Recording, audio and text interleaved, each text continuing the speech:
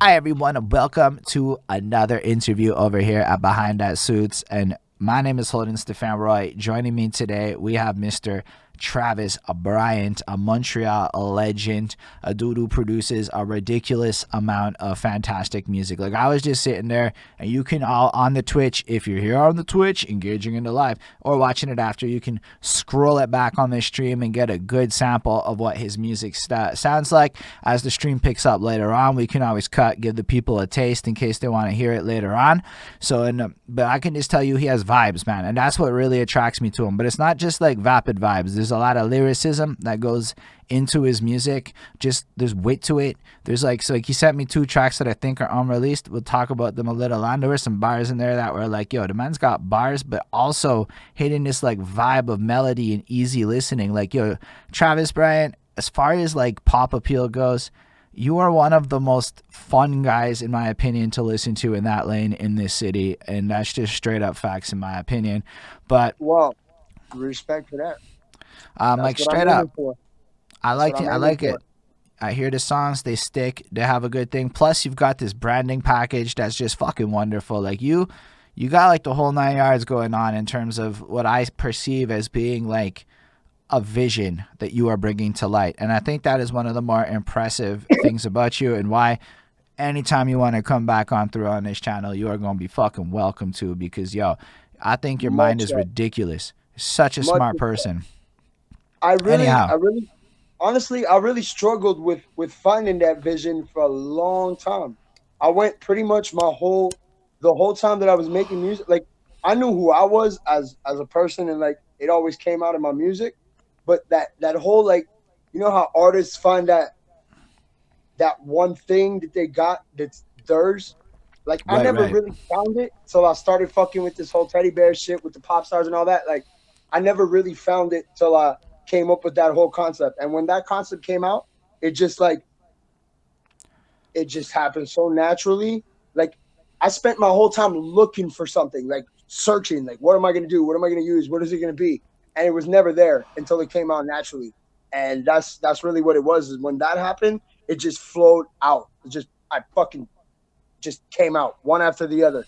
It like all glued itself together as this one thing, and like it's just been so dope to do since then. Like, I'm actually having a lot of fun with it, and yeah, so that's dope that you like the people are starting to recognize that. Like, But I you mean, know, like, they can all actually see a little sample visually of like that side of your branding for how deep it fucking goes. Like, look at the cover for Funeral Arrangements that I put in the top corner. I put that there on purpose because A, you can buy that shit on some merch, which we'll have linked below after the fact. It's not linked there right now. We'll get it linked in all the post videos, etc.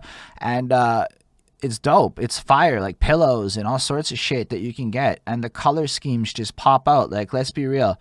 When you look at that Funeral Arrangements color, it looks like a lot of thought went into it, right? for That's sure. fucking fire that you just pulled out. Is that a Polaroid? No, that's fucking stickers, the sticker pack. Oh shit, that's fire. So yo, a Yeah. sticker right there with the cover. I mean, he's got them all, man. He's got everything he's done set up. But what I'm saying is, just look at the detail that went into it. Like, you could probably spend a good few. Why don't you walk us through the thought process that went into that cover? Why those colors? All of that shit, just to show the people what I mean. Okay, well, like really, like um, that cover was actually designed um for a record that I had coming out. At the time, I had a beef going with King Misery, and it was actually a record called Misery Loves Company that was coming out, and it just got to the point where it was like I'm not going to waste energy on that, and Right. I didn't want to put the record out, but I love the cover so much, and I was going with it. Like, I really like a lot of these like neon colors, like the greens and pinks and orange and shit like that. So I wanted it to be that. And the cover originally didn't have the bear in it; it was just the coffin. But I didn't Okay. want to waste that cover, so I was like, I hit my artistic director, as I call him. Shout out to Hugo. Um, and I was like, dude, I'm not wasting the cover. Change all the fucking the writing on there. Make it funeral arrangements. I want you to put a fucking teddy bear in the coffin. The teddy bear has to be the same color as the writing. It's got to pop like that. And then he came out with the fucking X'd out, the X'd out eyes and shit. And I ran with that, you know. Um, So it was really important to not waste that art. It was so dope, and I just didn't want to like waste any energy on that. And since then, like me and Misery like completely squashed that. So it's dope. honestly, I'm I fuck happy with to that hear cover. that. I like the idea of you guys not beefing. It's just simpler in life, in my opinion, if everybody can, like, kind of approach things for the city. So I think that's real mature of both of you. But I wanted to, like, I guess, sorry, I got a little distracted for a quick second there. Listening to you describe all that, I wanted to ask you about album covers because I realized throughout my interview process, a lot of the benefit for the viewers is the more marketing, fun decisions. Like, why does Travis Bryant make these choices? Because you got like 20 plus years in the game. So, your opinion, in my opinion, counts for some shit. So, how important is the single art and the album cover to you? Because I don't know how much all of us think to the level of importance And to it. to me, is absolutely important. It's one of the most important things. The packaging is is right up there with the music. Like music, presenting music is a full package. You know what I'm saying? Like your artwork's got to be on point. Like the writing on the artwork itself is really important. If your shit looks all cheesy and corny, like you did it on fucking Windows 95 and shit, Right. Microsoft Paint, like it's not legit. Like I see a lot of big artists um, that don't really have the careers that they used to have, who just put out ridiculously ugly shit. And like I'm not gonna say any names or anything like that, but I was somebody who's been in the game for fucking 35 years, who's a majorly respected artist. You know, I just saw him drop a cover the other day, and it was like I really, and to see who was on the record itself, I just couldn't even believe that the other person who was on the record, it's 100 times bigger than this dude is, even allowed for this shit to come out. Hmm. Like it's just really like it amazes me, baffles me that they would put out that level of of shit and be so unrealistic about like how ugly it actually looks. You know what I mean? Like so for me, it's really important to present a whole package visually, sonically, and all that. You know, it's got to be 100. It's got to be appealing. Like if you look at the shit, you look at funeral arrangements, the cover, and you're like, I want to fucking listen to this record. You know, and if your I de- shit doesn't look like that, people are not gonna want to fucking peep your shit. that's that's true, man. I definitely I definitely think that when I look at the cover, it makes me, and especially with the purple, you may have noticed I kind of set it on a purple light in my room. I find it's just that choice in particular is inviting. That's what the Yeah, purple's all purple's about, dope. right? I rock with purple. I rock with pink. I rock with like all that. Like it looks really good. It looks dope But as fuck. it Those are totally like just, probably my favorite colors. it definitely feels like you're trying to make yourself come off approachable when I look at that color choice. I really Yeah. do. Teddy Um, bears too. You know what I mean? That's another thing. Like, cause like I'm pretty sure I brought it up last time. But like the whole, I was trying to get away from the whole this like black cloud that follows me, where like everybody's like, oh, this dude's this type of person or whatever. Like I wanted to get away from that. You know what I mean? So like the whole teddy bears thing, the friendly colors, shit like that, is like the exact opposite of what you would think of when you think of that. Like right. this type of person. So it's like, yeah, definitely. I'm trying to like change the whole image into making it that type of person isn't exactly what you may think he'd be. There's levels to this shit. There's different like peel it back like an onion. There's different layers to this shit, right? Fresh. I did want to pivot back to something we were touching on before we did like our more official start. So we were discussing a little bit YouTube and Yeah. why you dislike YouTube. And I was hoping you could walk us through your thought process on it. What's your beef with the platform? Because I think all of us need to have more open conversations about platform choices, and because it's part of marketing. We all have these are the tools before us. You're Yeah. doing quite well. So I'm curious about why you would Starting not to. choose YouTube for other places, etc. um, the minute, okay, I never liked YouTube from the get. It wasn't like this. Like, I was never somebody that was always on YouTube. Like everybody would Mm. always promote YouTube and shit like that. I was never with it. Not for any like. It was just like whatever. It seemed corny to me.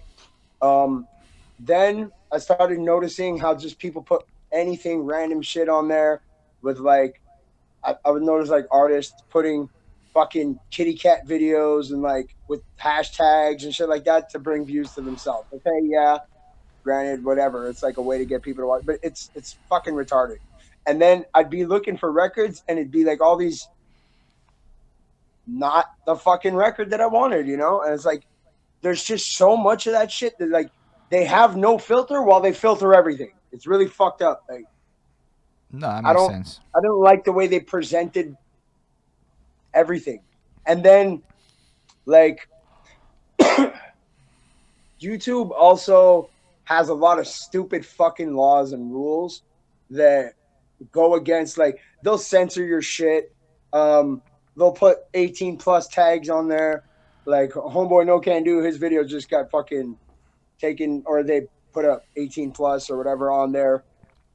So you know, not everybody can access the content. They like to censor shit when they see that it's not following the mentality that they want to push or whatever. Sort of like kind of like Facebook, you know, like there's a lot of blocks on people's shit. And it's just when you talk your real shit, they're gonna block it. And I don't really fuck with that. I don't like fuck with a platform that's gonna take away from what I'm doing to make it their vision of conformity or whatever, you know? Right. So like and at the same time I was like, why should I fucking give YouTube um my traffic when I could just bring it to my page, Mm. you know? So like I started with the no damn good video, and that like within a week had like I don't know 10,000 views or something like that on Facebook, and I started to see that it was all positive shit, you know, like people can't dislike your shit on Facebook. But I Right. mean that video didn't seem to have anybody like everything was so positive. Like all the comments, like it was a different group of people, like anybody who lived in NDG, like from 60-year-old fucking ladies to whoever the fuck. Any as long as you was from DG and you saw something in the video that you related to, like people have been like, oh, my phone booth, my this, my that, you know what I mean? Um, so it was like a bunch of different people, and it was all positive reaction. So I started Yeah. seeing like a way to cut all the negative shit out and just have it be like when you check my music out, you see positive shit. There's Yeah. like nobody on there talking shit, and I'm not on there talking shit back. So it's like it's all love, you know. And I think that's dope as opposed to like you go on YouTube and it's just a bunch of fucking cornballs that don't know shit about shit talking shit about some next shit. So So that's really interesting. I think if we want to just unpack that for a quick second, right? Because what I think you said there that we can all take away from is you made a song about NDG, which is the local hood, right? And you put in the yeah, video a lot of NDG shit. And let's be real, we played that before. It's a positive fucking vibe, right? So that's what I'm saying. obviously, and then you push that on Facebook, which does have localized options, but to like NDG groups, whatever, whatever. And so all this NDG cats who are invested in seeing a positive thing on NDG, they just want to see that. Who doesn't if you live here? And they Yeah, fucking gave you love. Now, what did that do for your branding? The bigger takeaway is now when people see this video and come across it, it looks fucking good. There's just a lot of love. I have videos on YouTube with a crazy like to dislike ratio. And I'm learning a little bit that like, yo, if you have like 200 views and like a bunch of dislikes, unfortunately, there is going to be a branding impact on that, whether you like it or not. for sure, for sure. And it's like people do stupid shit. Like they don't like certain artists don't even think about things like that. But you know like you just said you got there is an impact. Like you're not gonna people might not want to check out your next thing. You know, Mm, uh so to me, just cutting all that negative shit out, um, it's a better look. And and you know what? For a person like me, I'm gonna tell you something. I fucking firecracker is not the word. Like I snap on remote controls for looking at me funny. You know what I mean? And it's like I I don't have time for all that. Like I noticed that it's like I'm at a point where I just really like I don't do the drama shit. I don't want any like I got too much in my life going on, losing families. This whole fucking COVID shit is going on. You know, your Christmas lockdowns and things like this. It's like we're in fucking jail and we're not in jail, bro. So it's Yo, like it's fucked I up. right, so it's like there's already so much going on uh with us that it's like I don't have time to be snapping on some dumb shit like that. I got work to do, like I got to make records, I got to do this thing with you, I got to go, like I have no time to fucking have all this negative energy going around me. So I'm trying to cut the most of it out. Sometimes it comes out and like like I'm human, so I go through shit, right? And right now I'm going through it. So it's like you might see me say one, two things here and there, but in general, I'm really just trying to be trying to cut all of that out and just be positive and make the music I'm making. And that's why this whole like the whole DG the fact that people can relate to it, I love it. And yeah, you can relate to it because you know, you from there or you kick it Mm. there or you know that hey, that's home for this the neighborhood that I related to the most and that experienced the most in my whole life. I've lived in a lot of different places, but that's the spot where I settled down. I So stomped like, ground there. My daughter was born there. Uh, that's where me and all the homies got down and did our thing. So and when I was a kid coming up, like that's where I would go see shows at. That's where I would go kick it with shorties. Like, we used to go get shorties from Villa and this and that. And like, yeah, that's what we used to do. Like that's what it was. So I always had the attachment with DG. It was never like so yeah, I definitely rep that all day. And I that's a positive thing. And like also like this teddy bears pop store shit, like I'm happy doing that. You know what I mean? So like if I'm happy doing it, really you're not gonna come fuck with my my bad. no You're not worries, gonna come man. fuck with like how I'm feel. Damn. All right. Let me Don't do worry it about like it at all. that. Yeah. So like basically like you know I'm feeling happy because of that. So I'm not trying to. I'm not gonna allow for a lot of people to come. I'm not gonna allow for people. What did it just do now? Where are Don't we? worry, you're good. You're good. You're good. You're good. Okay. All right. All right. All right. Don't Yeah. worry, man. So It's like good like I'm content. not gonna allow for people to come and rain on that because I already have so much crazy shit that goes on that I have to deal with that I have to like, kind of like put this block on the other side of shit and not allow people to do that. So like this shit makes me happy, so I'm doing that, and it's dope. So it's a very good one compared. Honestly, I really like that you said that just because, like, I think it's important for people to share just how they're coping, how they're trying to make the positive changes in their life, right? Like, a lot of dudes out there want to act like maybe being hard all the time is the funnest shit in the world. I don't know. I Oh, used I to hate try to that. be like that all the time. I used to try to be all tough guy. I wasn't. I'm not even a tough person. But now I'm just trying to learn, The grow. world kind of makes you like that though, bro. Like I'm not even gonna lie. I know a lot of people that over the years have just been pushed to some shit. It's like the Right. world spits on you so fucking much constantly, and there's just so much shit. Like But there's a like, lot of dudes that was just like not violent people and not um I said it on one of the records that I got coming out called Product of My Environment. Like maybe you do a robbery because you fed up of starving. It's time to eat, fix your place, and fix your face, and fix me a plate while you at it. Sometimes you rolling with killers, and other days only addicts. Like it's like the world will force you into some shit that you not might not necessarily be a part of. Like you just said, like I'm not a fucking, but yo, shit happens and people just like feel certain ways. So like I can't really. It's like don't go getting yourself into no shit because other people is real fucking crazy. I'll tell you that much. Like, and I've been through it. Like I've been the crazy bastard and I've been gotten by crazy bastards. So it's like, you know, but what I love about what positive you're doing, changes, bro. but the fact that you're putting it out there, right? Like, listen, I've been watching your shit. You're pretty much one of those guys that when you post, it hits my timeline at this point, because Okay. you post interesting shit. So let's say 80% of your posts show up when you're not in Facebook jail or whatever, So um, and I feel like you make a huge effort to put that out there. Like, I mean, if we want to even just take a look at it, just your obsession with Dua Lipa. Like, it's why it's fascinating is because you that's sincerely love this shit. And what you're doing is 100. you're sharing a fucking passion with us. Now, let's be real. That's like a part of you that you're putting on display, and it complements the bigger image of your brand. Let's be real. It totally fucking fits in. But it's Yeah. sincere. And that's Oh, it there's really how is though. How are you supposed to Like, hate on a guy like Dua Lipa? That's a ridiculous thing to hate.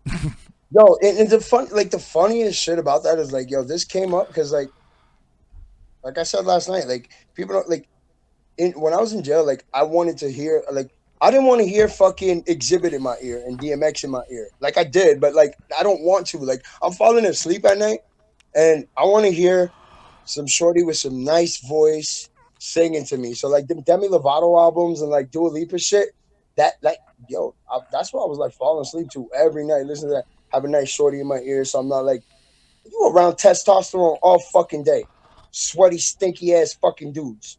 So I was trying to, have some, and that's how really that started. Like I started really listening to them like a lot, and then I came home and that's what I was listening to too, and like more and more and more and more every day. And like, not that I never did before, because it was always like I've always been a Rihanna fan. I've always been a Christina Aguilera fan. I always liked Britney Spears when I was younger. Um, Mm. so and Yo, even did you? further before that, I used to like Whitney Houston and Mariah Carey and Paula Abdul and all that shit when I was a kid. So like there was always like attraction to female pop stars. Like I always like thought they were the dopest. But I pretty much always listen to rap and punk and like so it was kind of like fitting of the life that I lived, but I was never the type of person to hide the fact that I liked TLC or fucking Mariah Carey or Britney Spears or now Dua Lipa and Demi Lovato and Madison Beer and all this. Like and her, I just discovered. Apparently, I found out yesterday she's like a Justin Bieber artist or something like that. And she's like Yeah, it's super nuts. young, but she's hella dope. Like I didn't even know she was a singer. I thought she was like a fucking Victoria's Secret model or some shit. And then kind of find out when I was at work, working in on a dock, and like I was listening to my Spotify playlist that I made, and like this song came up, and I was like, "What is this?" And fucking yeah, they just added her. I thought it was Rihanna because like that specific song, especially, just really sounds like identical in the production, and everything. So I thought it was her, and I went and looked, and it was her, and that's how I discovered who Madison Beer is. Fair enough. But I'm yeah. not gonna lie. I don't really follow the pop female sphere as much as you do, but like you seem like you stay heavily invested in it. Do you like follow the news and that kind of stuff? Like, are you invested in pop culture as a whole? Like, do you follow it? To a certain extent, yeah. I mean, I know a lot about it. Not, I wouldn't say that I follow it. It just kind of falls around me. Like, I know a lot about shit like that, but I know a lot about a lot of shit. That's the thing. I'm very like all over the place with stuff. Like at least the base of it. So like, I can pretty much get in the room with a lot of people. You know. But Right, yeah, right. I mean, pop culture. I definitely, I, you know, I collect Jordans, so that's pop culture as fuck. Fucking I like these pop stars. Like I always have. Like I was always like somebody like Pamela Anderson and like all these, whatever the fuck. Like But do you like all of them. watch all the? Do you watch the interviews? Do you like follow their socials? Are Dep- you like? yeah, all their IGs and like yeah, all of them for sure. IG and like some of them on Twitter depends. Um, but yeah, definitely do. Like I go through phases where like I'll be really into like watching a whole bunch of shit and doing research on it, and then it'll just be that'll fall out, and I'll just like listen to music or like have merchandise or shit like that. But like, yeah, I guess you could say because like I've always liked music and actors, so there's definitely interest in them and what they do. So like just like I would fucking watch an interview with Tech Nine or Snoop Dogg or whoever. Um, I'm gonna watch some of their shit, but I really have to be interested in the person. It can't just, it's not just gonna be like everybody. You know what I mean? Like So I both. can say that I definitely watch Dua Lipa shit. Like that's for sure.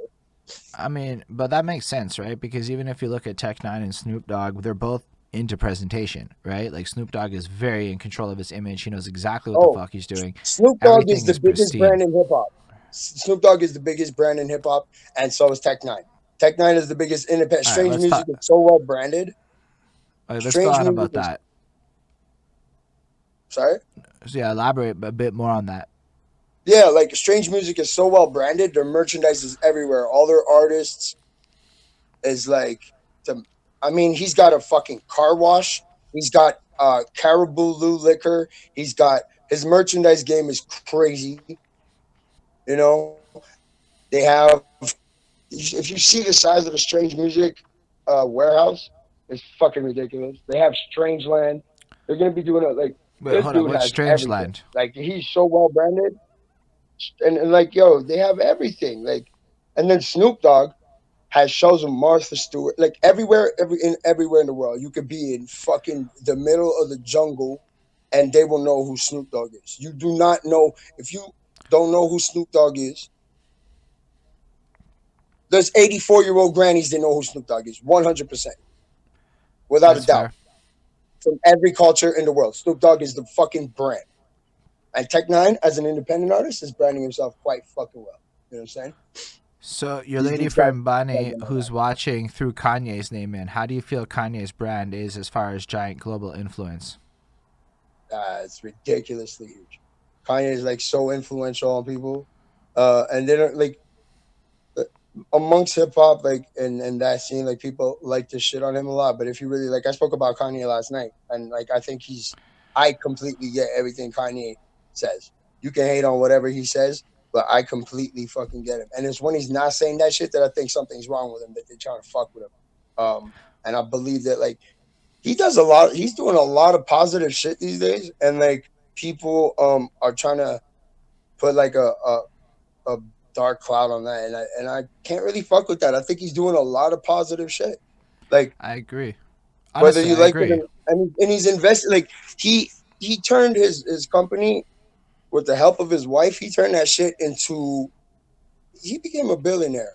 Like from being like you know bankrupt to that, and like that's really and he's giving back to communities constantly. Like yo, these people don't like Kim's trying to get people out of jail, this and that. You know, she's using her influence to do that, and I think what they're doing together is like is pretty deep. Like they're you know, there's a lot of people that don't do as much as they do to get a whole lot more credit for just some dumb shit, just because they I don't know like uh, work for a you know because they're on one side of things and not the other side of things because they haven't gone with that certain person yet. But I'm just yeah, Kanye, I get what he does. I I, completely get it.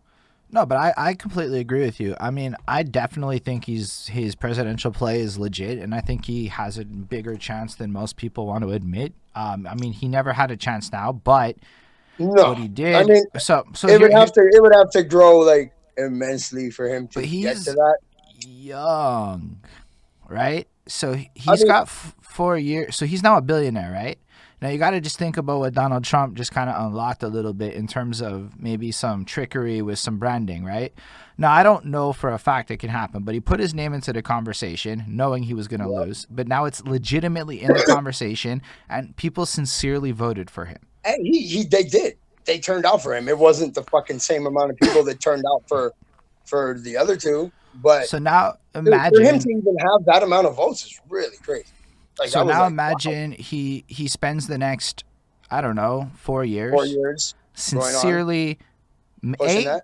pushing that 3 billion or whatever into 300 billion. Let's say he pulls that off or something crazy, and then he puts in a bid.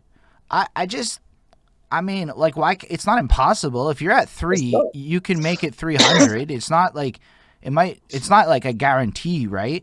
But I just No, feel like people don't necessarily look at that side of life very much. But I mean, if you got a real network in place like that, you're basically as powerful as most of the other political machines in the game.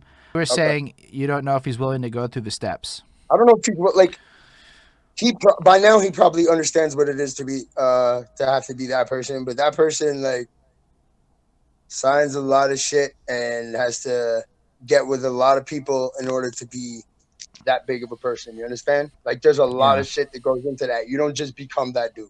You know? There's a lot of there's a lot behind it. So I don't know if he's ready. I mean, owning a company like he does and being as successful as an artist as he does, he's seen a lot of shit. And like, look how he's taking on the whole contract aspect. Like, he's really going at them. You know, Yo, he trashed j- j- everything, just for the pissed on his people grandmother. just for the people who don't know, why don't you break down how the Masters work, how that situation is broken up, and what Kanye is actually doing, and why it's a fucking positive To be thing? honest, I don't know. Like, I don't know all the details. I read a lot of the tweets. I overread some of the, but the shit was so long and detailed. Like, I would have had to sit there for fucking a while to Right, right. actually look at all the break. It was like super So detailed. we can add the But disclaimer that they none of it is basically fact. Jay You know, Z it's sold Jay Z sold his masters to Jay Z sold Kanye's masters for the first 6 albums to fucking, I think, Universal. mm, Um, so that's fucking crazy. Those first 6 albums, like, damn, that's a lot of fucking. So they own that, and he's trying to get all that back, because basically that and means he's trying to get it back Universal. for other artists. To like, he really wants to change the way that's done and how those contracts are done, because Because that's some that shit's foul shit. because basically it gives Universal the right to do whatever the fuck they want with those Yeah. recordings. Oh yeah, for as long as they own them, that's theirs. They can do what they want. They can sell them off. They can fucking, bro. The possibilities are endless. What they could do to that, they can give them to people. It's just, they own all your songs, Right. all of them, Yo, it's and it's fucking like, nuts. yeah, No, and that's a but lot of work. here's You an know, that's a example of lot of how work. that could like manifest. You as an That work artist is may priceless. You feel me? That work is priceless, and in the business, you put a price on it. You know, mm, and and then for them to own all that hard work, because believe me, it's hard work, and they own it, and you're but it's not like living off of it. Your kids are not living off of it. You can't do shit. You're but stuck. also It's go just, you're back. basically working. Okay, yeah, you have a lot of money and this and that, but it's not. I don't know. But like You if you should want to definitely always consider own your shit. but consider even the branding, right? So you brought up how powerful control of your images. What this really means is they can take Jesus Walks and they can put it Okay. in whatever commercial for whatever product and Yep. sell it out however they want. And I picked that song because it's such a ironic choice to use in a capitalistic move like that. But they can do what the fuck they I want wonder with if that they've ever done recording. that. I wonder if Jesus Walks was in a commercial. Honestly, Huh. I don't know. But like Yeah. the fact is Universal could, they could take their movie, whatever movie. They could make a movie that mocks. I'm not saying they would. This is all They could have put hypotheticals. it in the Passion of Christ. They could do whatever the fuck they want with it. And that's the actual impact on a brand. And now the problem is down the line, people don't really understand how this works. So your average person is going to be like, fuck Kanye for doing that. And really, he's sitting here trying to get control back again. But people don't Oh, that's necessarily. that's you know what I'm saying? Like, yo, there's a bigger picture to everything, bro. There's like, this shit is so, it's complex, and that's what, like, people don't get when you're at that level. Like, yo, Kanye's level is on a level that you're not. You know, Drake and Kanye and Jay-Z and Eminem. These people live in a fucking different world than me. Like, I don't think people understand that, and everybody's so quick to be like, oh yeah, you should have been did this, you should have did that. Why are you doing this? Why are you doing? It's like, what the fuck do you know? Like, I don't I know. don't know. I know that like when you have to pay people for positions, your perspectives, even if it's small scale, right? Like, let's be real. You pay a designer, you pay this, you pay that. All these people, right, involved, Yeah. in a sense, are depending on you to deliver on your end of it, right? Oh So yeah. it adds this and I didn't understand that before I started really working with people. And before people Okay. may go, yo, you got to make this work. Otherwise, all of our time is wasted. We could have put our time into other shit. And I don't know that everyone that would have this kind of conversation in regular life has an understanding of what it means to make a choice based on branding rather Yeah. than personal And choices and things like that. yo, your shit affects a lot of people too. You know, it's like, What do you mean by you that? gotta think. You gotta think of how many fucking jobs that count on his decisions. Mm. You know, so he's got to look out for everybody. Yo, hold up. And Spades, one of our dudes in the chat, checked it, and Jesus Walks has been in at least 2 commercials. oh shit, what up, Spades? But What do you say? yeah, he'll hear that in like a couple seconds and respond in a little bit. But yeah, sorry to cut you off. It's good to Oh, it's interact all with the good, but people yeah, no, that watching. I'm saying, like, I wonder if Jesus Walks was ever in a commercial. That's like, because I wonder what those commercials were, Yeah, do you just know for the which fuck of it. commercials they were? If y'all can check that, we'll come back and pivot back to it because it's such an ironic point. Like the whole point of that was to create a different kind of song about something real, in the Yeah, like saying that like everybody out there is only gonna bump some materialistic shit. So it's like considering everything else on that album, man. Literally everything else on that album makes more sense to fucking put into a commercial than that one track. You know what I'm saying? yeah. I could see them using it in a fucking Coca-Cola commercial. One was No promoting lie. a church. He says that's One fucking was whack. Promoting a one was church. that's hilarious. I mean, like, I guess that's like, I don't know. It feels weird to be stills. Yeah. Now I'm telling you, like, that's the type of shit Coca-Cola uses in an Olympic commercial. Yeah, that makes total sense. But if Universal has it, it becomes a little more possible because they just Yeah. put the right amount of money in and people will sign that check, especially with the state. Although, yo, the music industry is on the up and up as far as dollars go. I was pretty surprised to see how everybody seems to be making a lot more money these days than they were 2, 3 years back. So I actually want to ask you a question related to that. You went to this Dua Lipa virtual event. Can you tell us a Mm. bit about what that is? Because, I mean, and then after that, the follow up would be: do you foresee this being a threat to the conventional live experience? Because I don't know anyone that's actually put down money to go to one of these until you. That was the first one from my knowledge. That was like pretty much the first one that they did, and like and now Tech Nine's doing one. Yeah, Um, him and $20 or whatever. So it's pretty fucking affordable. yeah, like her shit was that price too. Like it was like I got the like advanced um ticket or whatever that you got like before and after footage or whatever, and Right. that was like $25. So it's like an exclusive experience, and like her shit was like it was crazy. There was like different sets. It was shot like you were there, like basically, especially when they did like this, like it was like a little club, like around a DJ booth, and like a small impact, like a small group of people right there, like, and the way it's shot is like you're fucking right there, and it's not even no virtual reality shit. Like it's just shot like that, and it looks like you're there. And like there was mad different sets, and then like Elton John busted out in the Rocket Man out of nowhere, and like it was kind of crazy. It was like super dope, and like I'm a fan of her music, so her performance was fucking on point, and like she did like a lot of records that I really liked. So I was like, yeah, this is fucking hype. This is dope. And like I don't know, yeah. So yeah, it was worth $25. Like I don't really like um buy a lot of.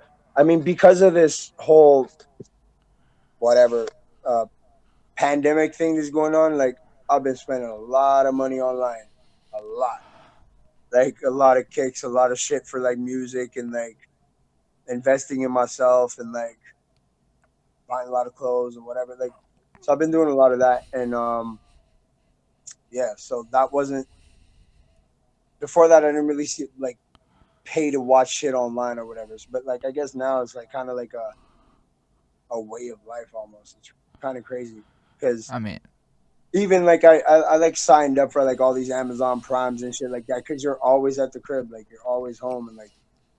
So yeah, I guess it's becoming a way of life. Well, is it going to be a threat? No, because people are dying to get out there, bro. Like people want to go out. People need that human contact. You know what I'm saying? Like but I not have a theory everybody's on getting. that. So I want to like just challenge that idea a little bit. Not so I believe that there's a baseline human contact level that 6 months after, because COVID ends, the first 2, 3 months, that's not real. That's gonna be literally everybody goes out. That includes me, and I don't like going out, and I'm gonna want to Yeah, go out. I'm gonna be like, yeah, fuck it, I'm going to a club. I don't even give a right, shit. Why? right. Because we've been locked up. So I think right after COVID ends, we're gonna see inflated fucking numbers and shit. But what I'm Yeah, curious about is if the baseline after COVID drops permanently because some other people's end up going, you know what? Because I saw your post. Your post included you ordered food, you chilled out yep, at home. It was a whole yep, vibe that was relaxed, but basically hit you in a good way because you still Yeah. enjoyed the experience. Yeah. So now I don't think in the youth end of things it's going to be like that, but on the older end of things, do you think there's going to be a baseline dip where maybe some of these people will be less willing to put down 400 to go to the Bell Center versus 25 Yeah. for the live stream? Yeah. I mean, hey, that's not that crazy of an idea. You know what I mean? Like, for sure. I think that people are definitely going to go with this anyways. A lot of people already don't like going out. You know, like, look at me. Like, I'm just not a go out type of dude anymore. Like, and I used to live out, live at bars and like this and that. And I just don't really do that anymore. It's not really the life I want to have anymore. So, already with like people like me, that's like from the experience that I had, I'm like, yeah, that's kind of dope, right? And you won't always like. Let's say that an artist might not always be able to come to where you going. You know, like I know like Game can't get to Canada. You know what I mean? Mm. There's artists that can't get it. They can't cross the border. Like Jeezy, last time he came here, they shut his show down before it even happened. So like, there's certain artists that like people like, and they want to like. I would pay for a game live stream, for sure, because like I've since his first tour, like he hasn't been able to come back. So that's a whole lot of albums and worth of material that I'd like to see him perform.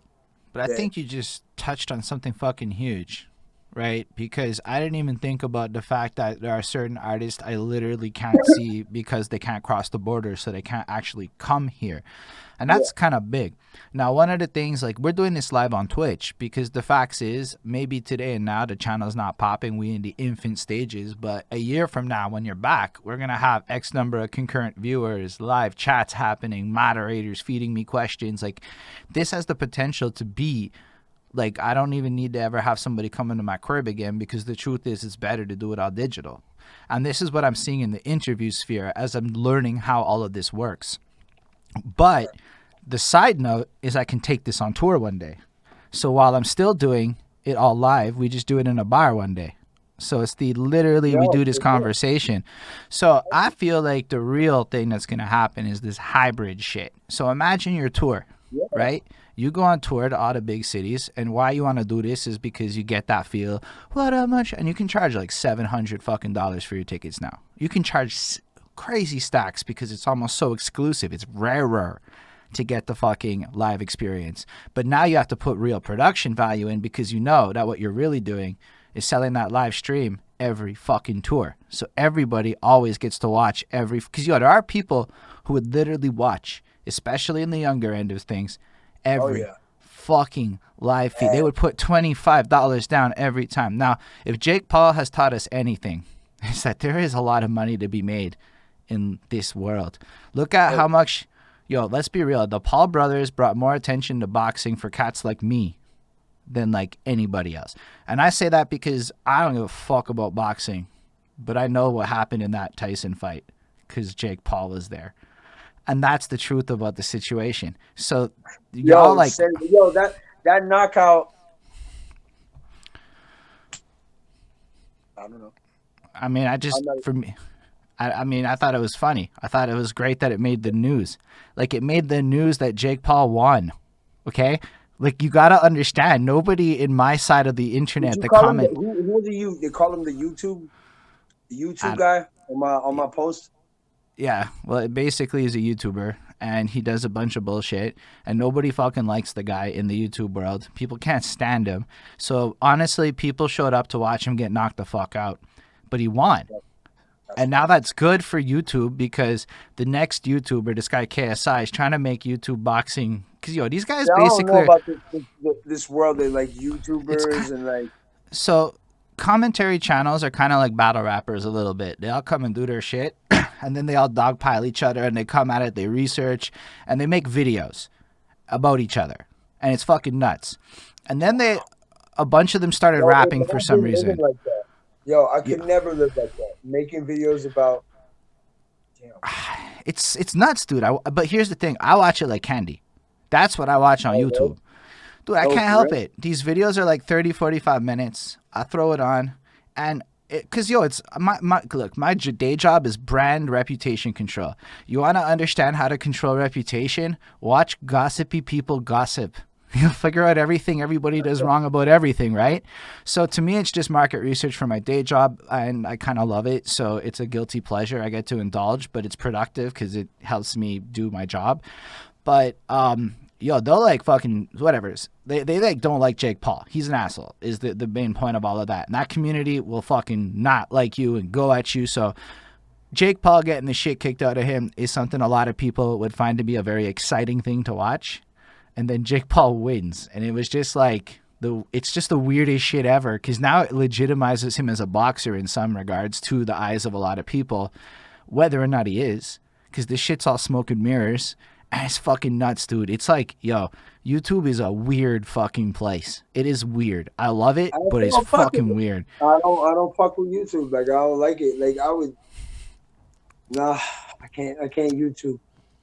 Let me ask you a question, though. Would you TikTok? Are you a TikTok kind of guy? Like, look, that thing has changed a whole lot since it was what it was. Like, my daughter used to, like fuck with TikTok when it was Musically.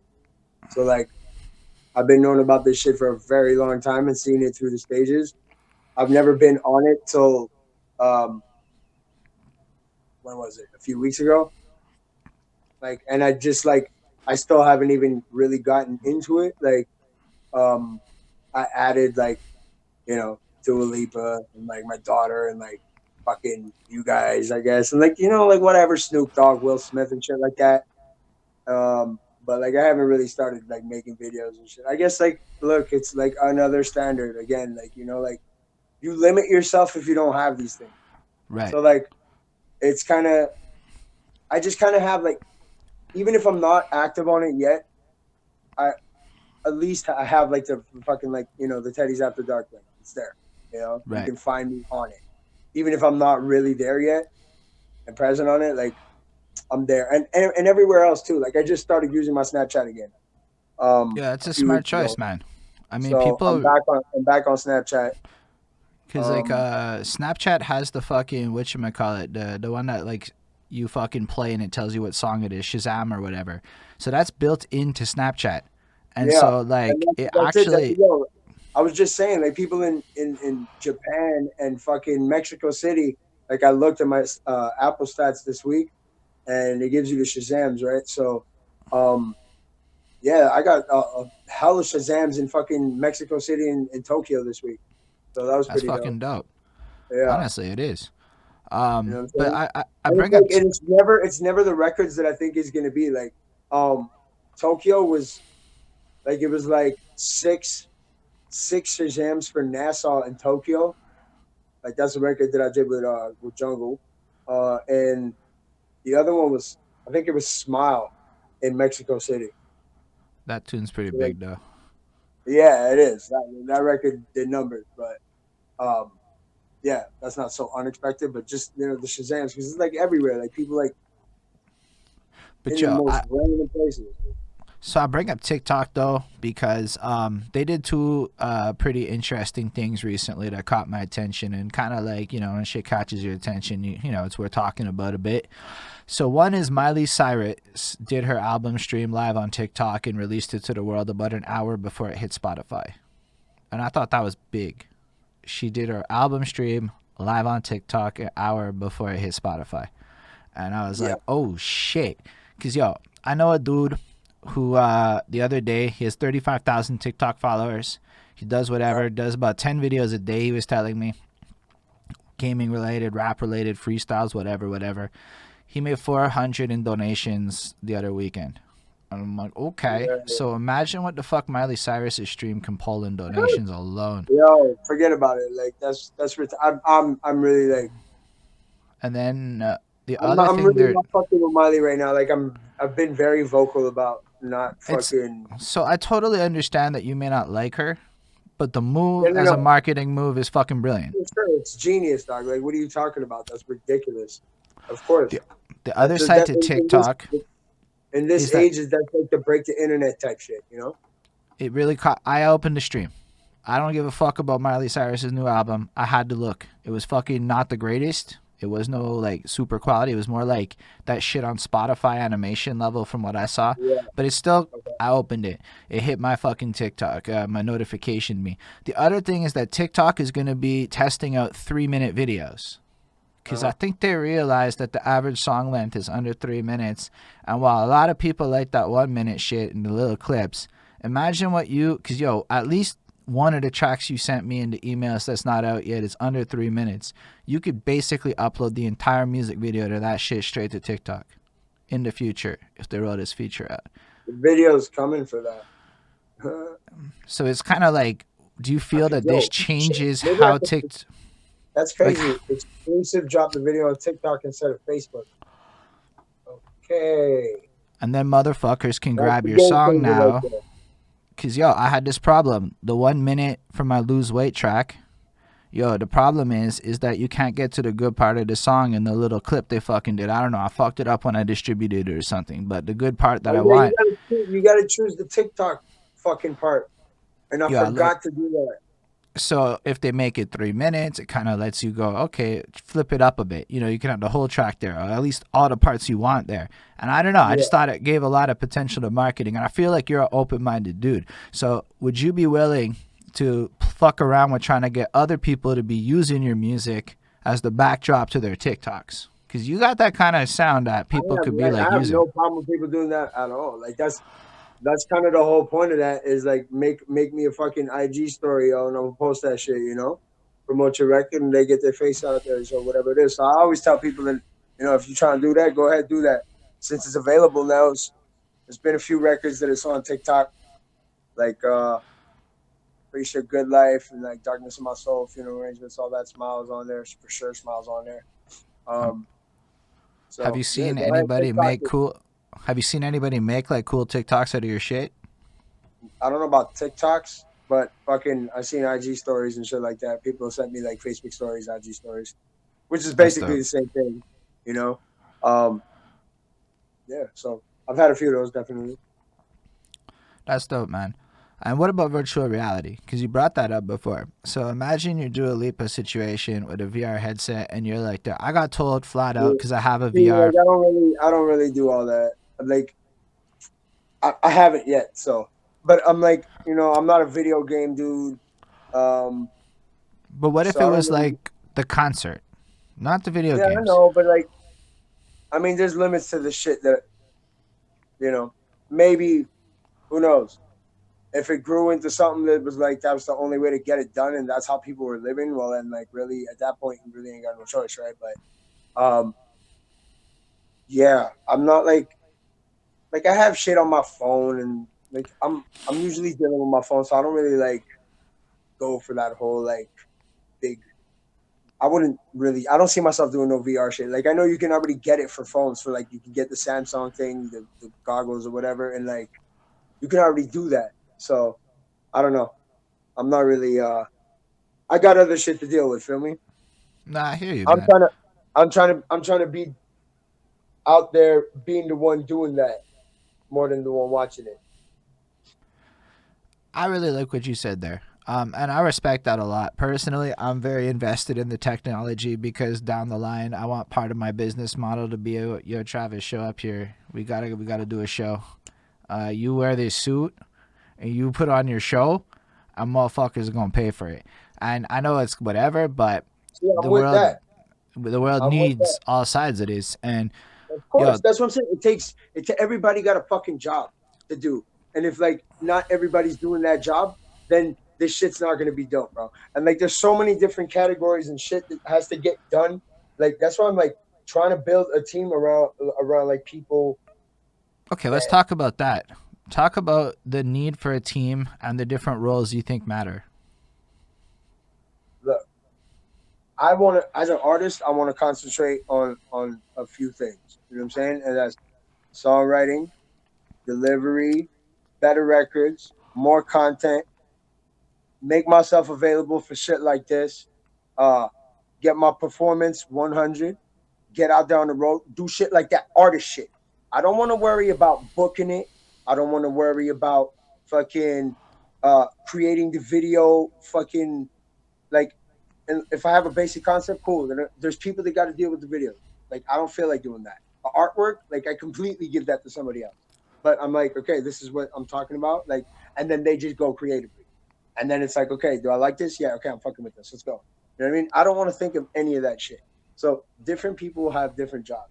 And then there's, you know, promotion. Marketing has to get done in order for people to like see that the shit is out there. So when you see a dude like me and I'm not, it's not everywhere that it should be. Like, I mean, music is everywhere that it should be because that's, but like, I'm trying to take shit into my own hands now. That's why I made the Teddy's After Dark store, you know, to go get that merch and shit like that because I wasn't getting any of that done from any of the places that it should have been coming from. So now I'm trying to build more shit. I need dudes to make shirts. I need like every artist needs that. You need a promoter to book shows, like you know, tour manager. Everything is necessary to a team. Video What? guy, like a videographer is super important. You want to be able to shoot as much content as you can, even if it's not videos. Like yeah, videos, but like not music videos themselves, like just interviews and like little clips and shit like that. Like I don't want to have to take care of all that, you know? Like sometimes I'm sitting here and like I gotta do like a little clip, like spit the track.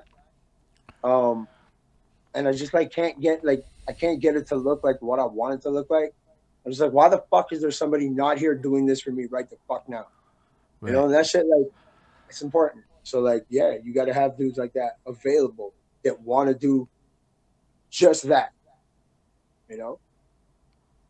So how would you find these people? Like, let's pretend that somebody watching this needs that advice. How does Travis Bryant give that advice? Also, big respect on the Fago. I'm a big fan of Fago. Oh shit, yeah, that's my shit. I drink too many of those a week though. Damn, horrible. Um, I don't know, man. It's all been trial and error for me. You know what I'm saying? Working with different people. I've worked with a lot of different people over the years to do what they do, and I'm still dealing with different people for different things. Fair enough. So it's So just relationships. there's a lot of people out there that work like I know a lot of people that have put in work for me because we work together. You know, like and then there's people that I paid for shit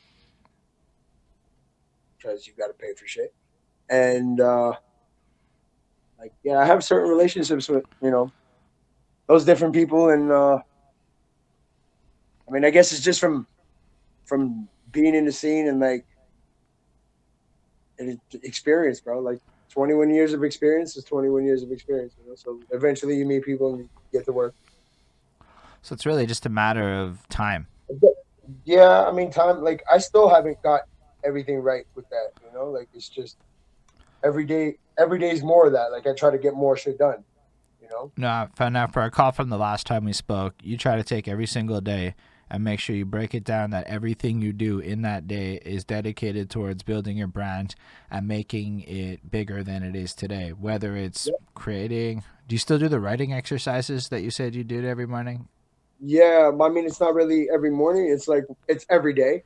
You know, but like, yeah, still definitely like last couple of days been kind of crazy. So I haven't really been writing as much music as I should have been. Matter of fact, and like I got a session tonight right after this. Basically, I'm gonna start recording our next album, and yeah, but I haven't written anything this week. But I do that like every day.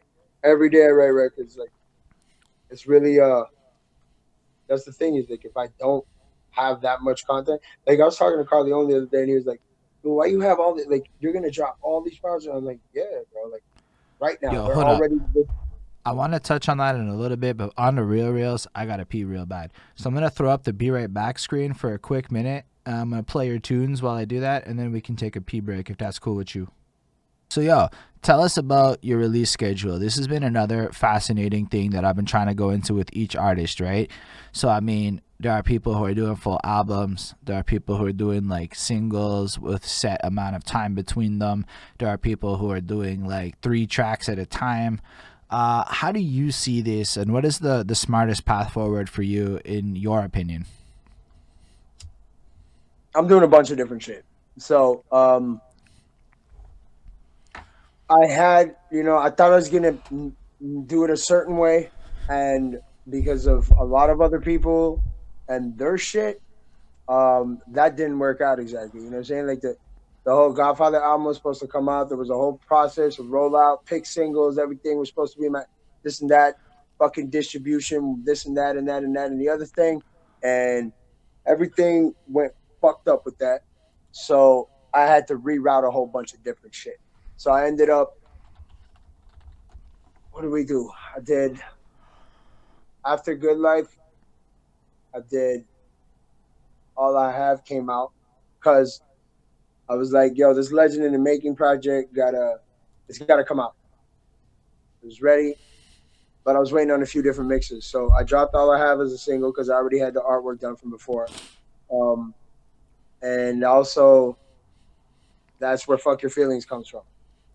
So Mm. did the artwork for that because I was supposed to drop this project on the 25th of December, but I had to get it into the distributor by a certain time as they go through this Christmas shit.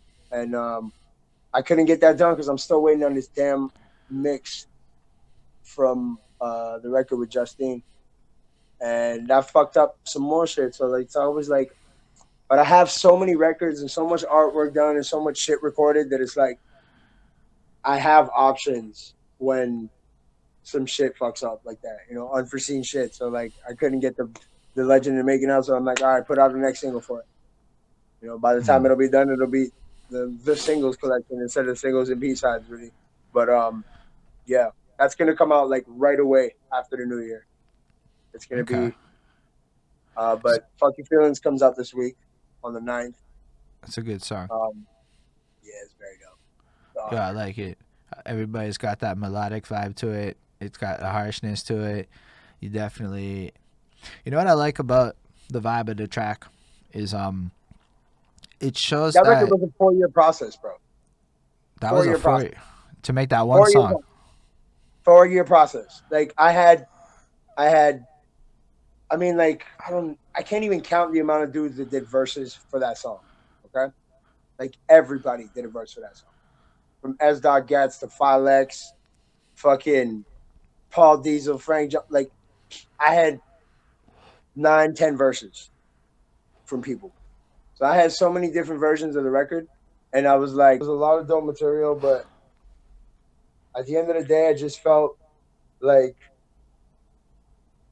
first of all, I'm like, the original verse that I recorded for that record was on some like triple time shit, you know, like hella fast rhymes. And I just felt like I didn't want to do that verse anymore.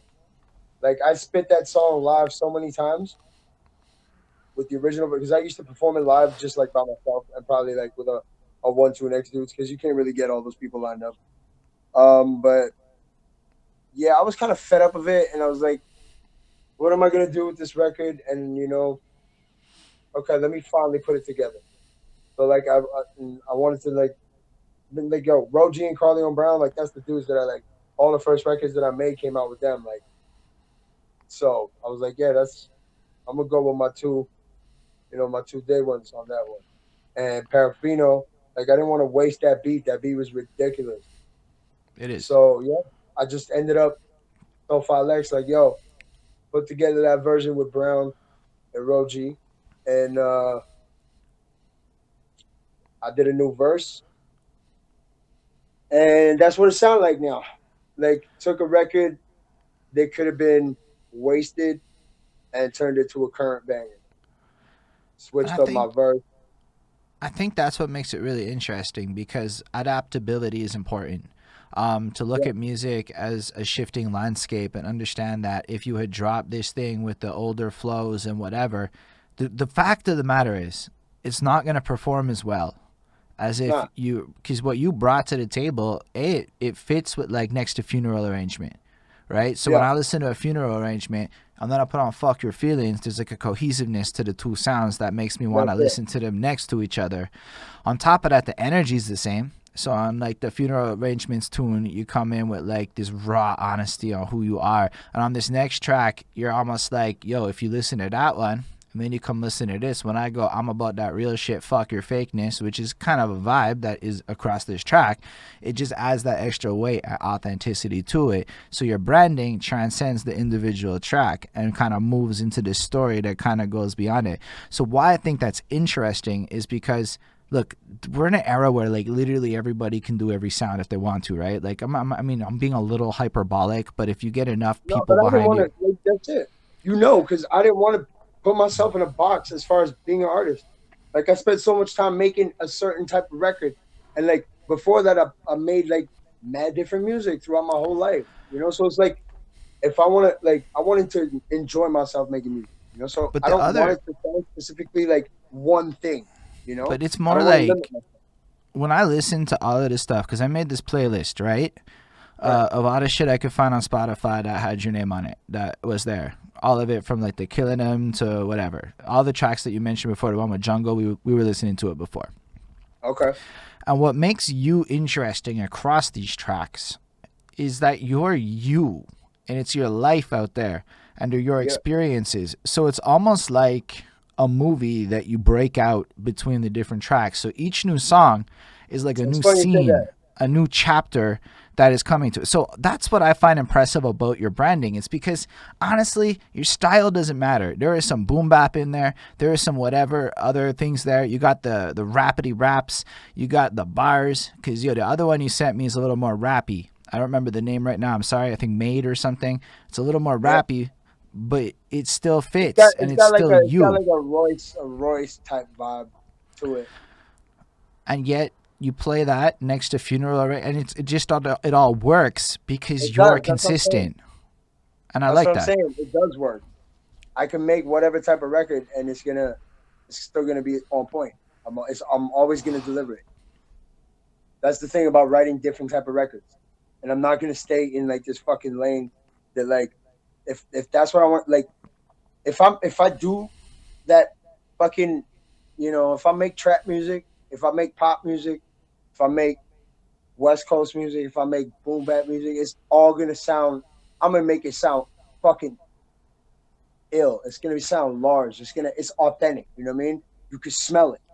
It's gonna sound You know like what I'm saying? you, and that's what I That's it. think is that's your voice. Your core voice is very consistent, and a lot of artists, and especially as I'm starting to, because I started doing this, and now I'm like, honestly, my DMs got hit up with a lot of new musics, and I've heard a lot of people spit a lot of things in a lot of different quality levels, and I guess you stand out. First of all, who the fuck sounds like you? Like, and I mean that in a literal sense. Like, your voice sounds like you put time and effort into branding it in a particular way so that just you don't have to say shit like you know who it is.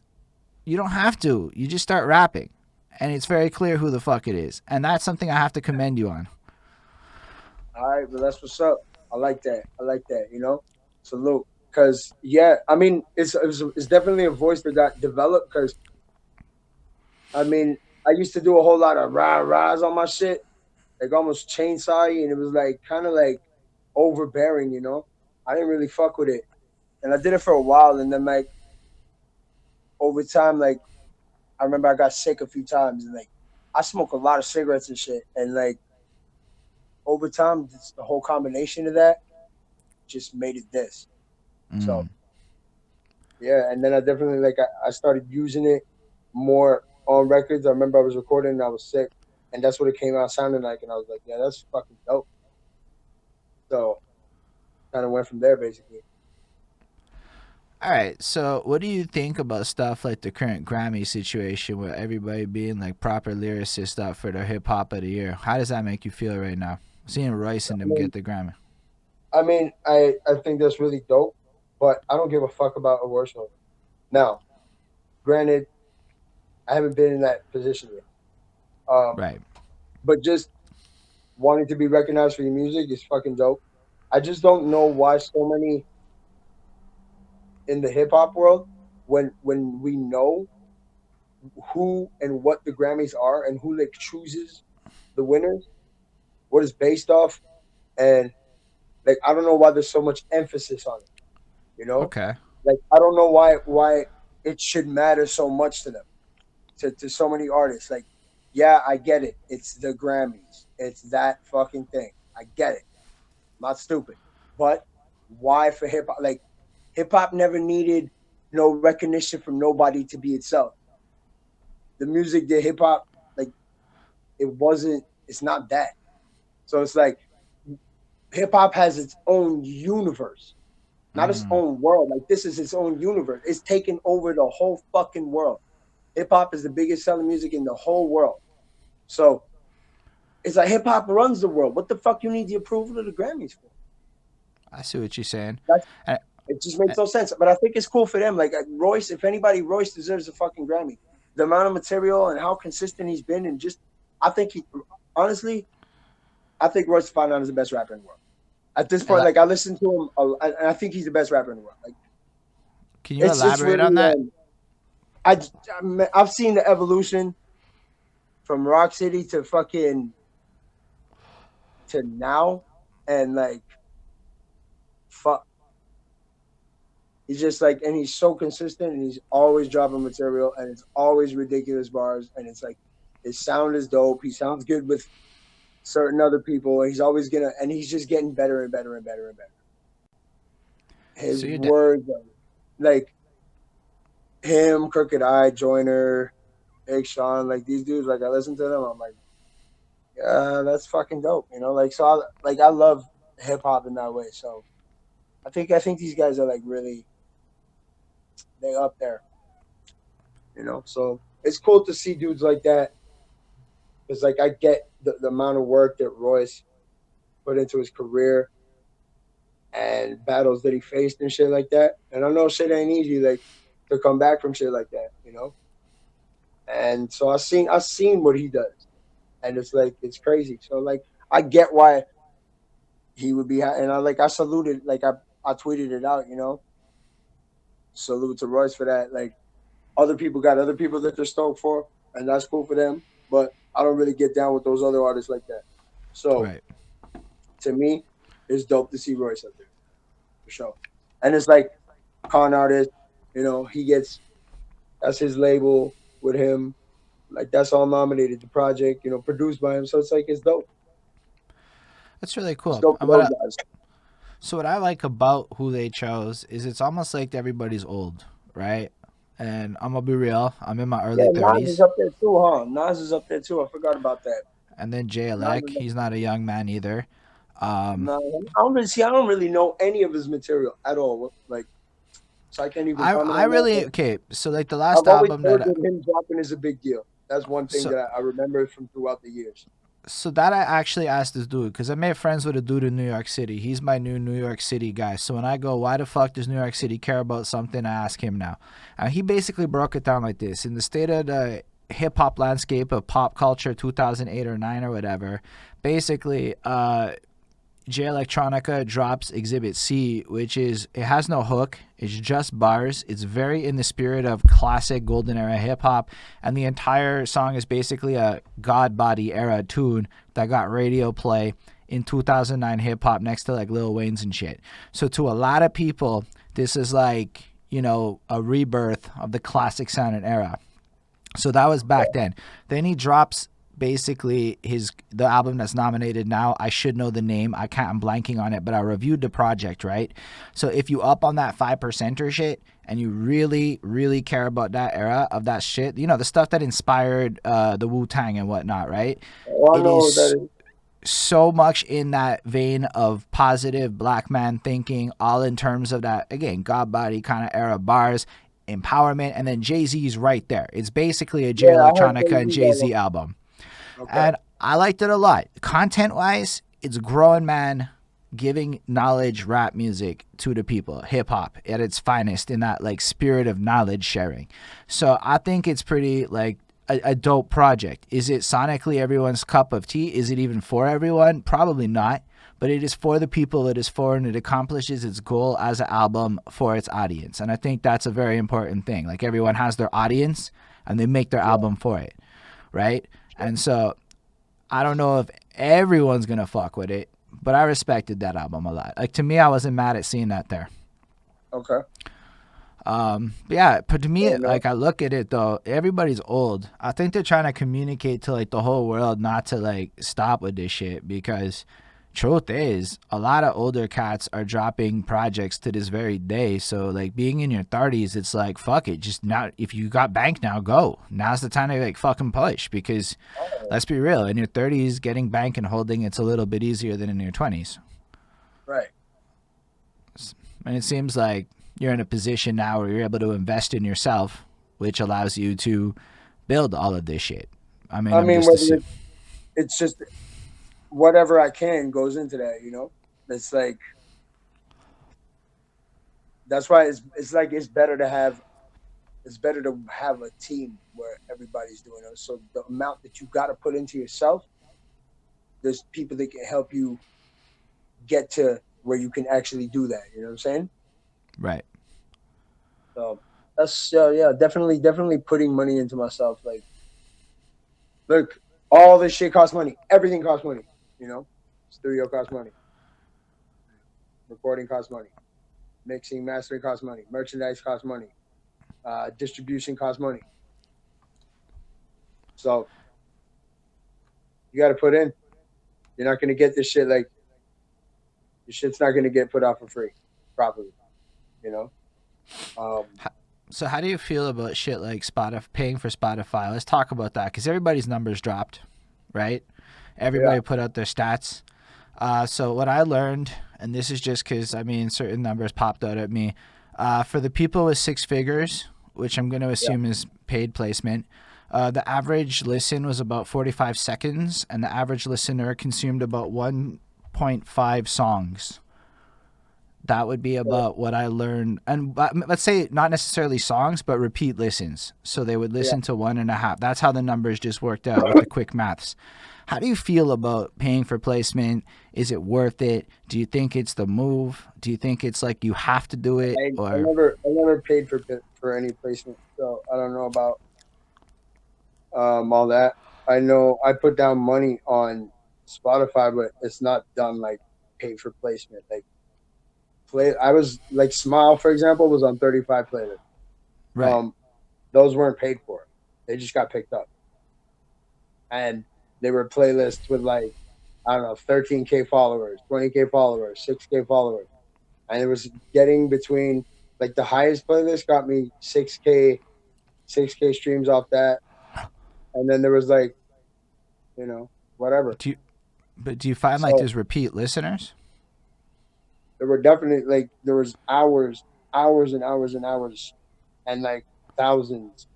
Like there was at one point it said for at one point there was 15,000 listeners listening to me at the same time. So that was pretty cool. Or no, not 15,000, 1,500. I mean, my bad. But like yeah, Fair enough. 1,500 listening at the same time. Um, I, and do you feel like with the nature of the song, they were playing it like on repeat, and like you could see this in the metrics after? yeah, what's it called? Small got a lot of repeat.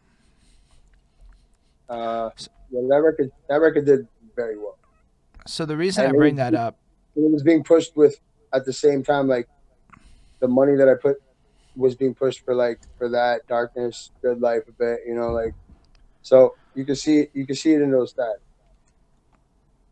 because that's important, right? I just think it's like a little bit of a relevant topic. I feel like a lot of people don't really realize that if you don't have people listening to your song more than once, that's not necessarily like a good thing, right? Like to me, when I look at that, I go, Yeah, "Yo, nobody really was bumping that shit." Like my stats aren't good, but I had six motherfuckers that had me as their top artist because they were respinning my shits, and I was that's like, so. that felt really cool. That was a cool stat. Like to me, that was like, yo, that seems like my streams don't even matter. Like that's way more important. And so, how do you feel about stats like that? Like, what are the most important things to you? The final numbers. Like what the fuck? Like I just want to see big numbers, real Love shit. it. And I want to see followers too. I want to see followers and like listeners.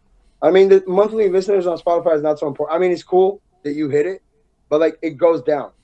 It'll go up and down. Like consistent, like if you're not like constantly dropping records with money behind them, like I have records now that I'm like I'm gonna do like a like I waited to put money on funeral arrangements because I know that I'm dropping fucking feelings and I know that I'm dropping another record, so I'm gonna just do all three of them at the same time. So Mm. like those numbers are gonna go fucking through the roof. And when No Favors comes out, that's gonna that's gonna do like a million. I'm gonna make sure No Favors does a million. That's fucking interesting. And I say that because what you're saying is, first of all, you can always promote a track you have out. There's no reason that because it's been out for a year you can't put money behind it. It's important, right? I think people need to Yeah, hear that because sometimes you have it out, as you said, life pivots, things change, you have to adapt. But then you right. realize the opportunity of stacking these singles and how that would play into each other. And again, there is a cohesiveness to your sound, so it makes sense. People will become more drawn to you. And then how does it work though for this Spotify? If you don't mind breaking it down, like I've never done it, Like so I how don't, you does? know what? I trust who deals with that for me. Like Okay, I deal with my management does that for me. So um I like I like what the results from last time. I like how it came back to me like in other ways from people listening to the music, right. and I was satisfied with that for the amount that was invested. And he has different options that he deals with, and I just let him do what he does. You know what I'm saying? And it hasn't not worked for me, so I have no reason to not fuck with it. That's really I don't interesting. really I don't really know the details too much. Like he tells me, but like I really like I'm like yeah, it comes in and like it sits there for like all right, all right, it's gone. Like I don't. But the fact that you That's trust important to this, me but like you recognize first of all what you're good at, what you're not good at. You focus on the things you got to handle, and then an important thing that even I'm learning at work, my day job, is you have to trust the people to do the things. And for sure. so Like you, that's why you build a team, bro. Like I'm not gonna build a team around people that I can't trust. Feel me? what do you feel about like A&Rs and all that? I don't really deal with. I haven't really dealt with any A&Rs. I mean, I dealt with A&Rs like for past things, but like I don't need to deal with that right now. Right now, I'm not dealing with A&Rs. Like I'm trying to make my brand so like I'm trying to build my shit. So for now, them coming around is not fucking important. I'm not Okay, shopping it like that right now. Like I'm really trying to build it to a level to where the branding is so big that the offers come in and then I can fucking talk my shit. Sit down, have my people sit down with their people and then we can talk. But do you for now, feel like do you feel like more people are approaching it like this? I definitely that's where I'm getting it from. I'm like the branding is just so important. That's the age we're in. And especially now, like with this whole like the whole world's on lockdown shit. Everybody's buying shit from home. So have shit for them to buy. Have content. Have merchandise. And Yo, that's why I set up the merch thing. I was like, I gotta find a way to make this, some kind of revenue and have people see my shit constantly. that's big. I didn't even like because like I've been sitting there thinking about merch, right? And I'm like, okay, how important is it to do it right now? But as you pointed out, it's currently holiday season shopping, and Exactly. motherfuckers are at home. So And if I people are can buying get, a couple of different things, bro. Like people buying sweaters. Like last night, right after the interview, like dude went and copped a shirt. Like people have been buying backpacks, whatever. Like so, hey, that's what's up. Like people want shit, and my shit it looks dope. Like I love no it. damn good shit is dope as fuck. And the way I made the shirts, those are sick too. And I have two different. Like my homie Sick Pat did some shirts for me too, so I'm gonna be pulling out those other shirts that I'm gonna have apart from the website. Fair enough. So definitely a worth it investment for any artist, especially because if you're trying to build your brand, you want to have it out there. But part of it is the look and feel, right? Like I feel like part of my checklist, right? There's a couple of bigger names I could hit up to do interviews probably right now, right? But then I started thinking about branding and how I look to these people and shit like that, right? Mm, And I'm like, we didn't even have a website. I'm like, oof, big mistake, right?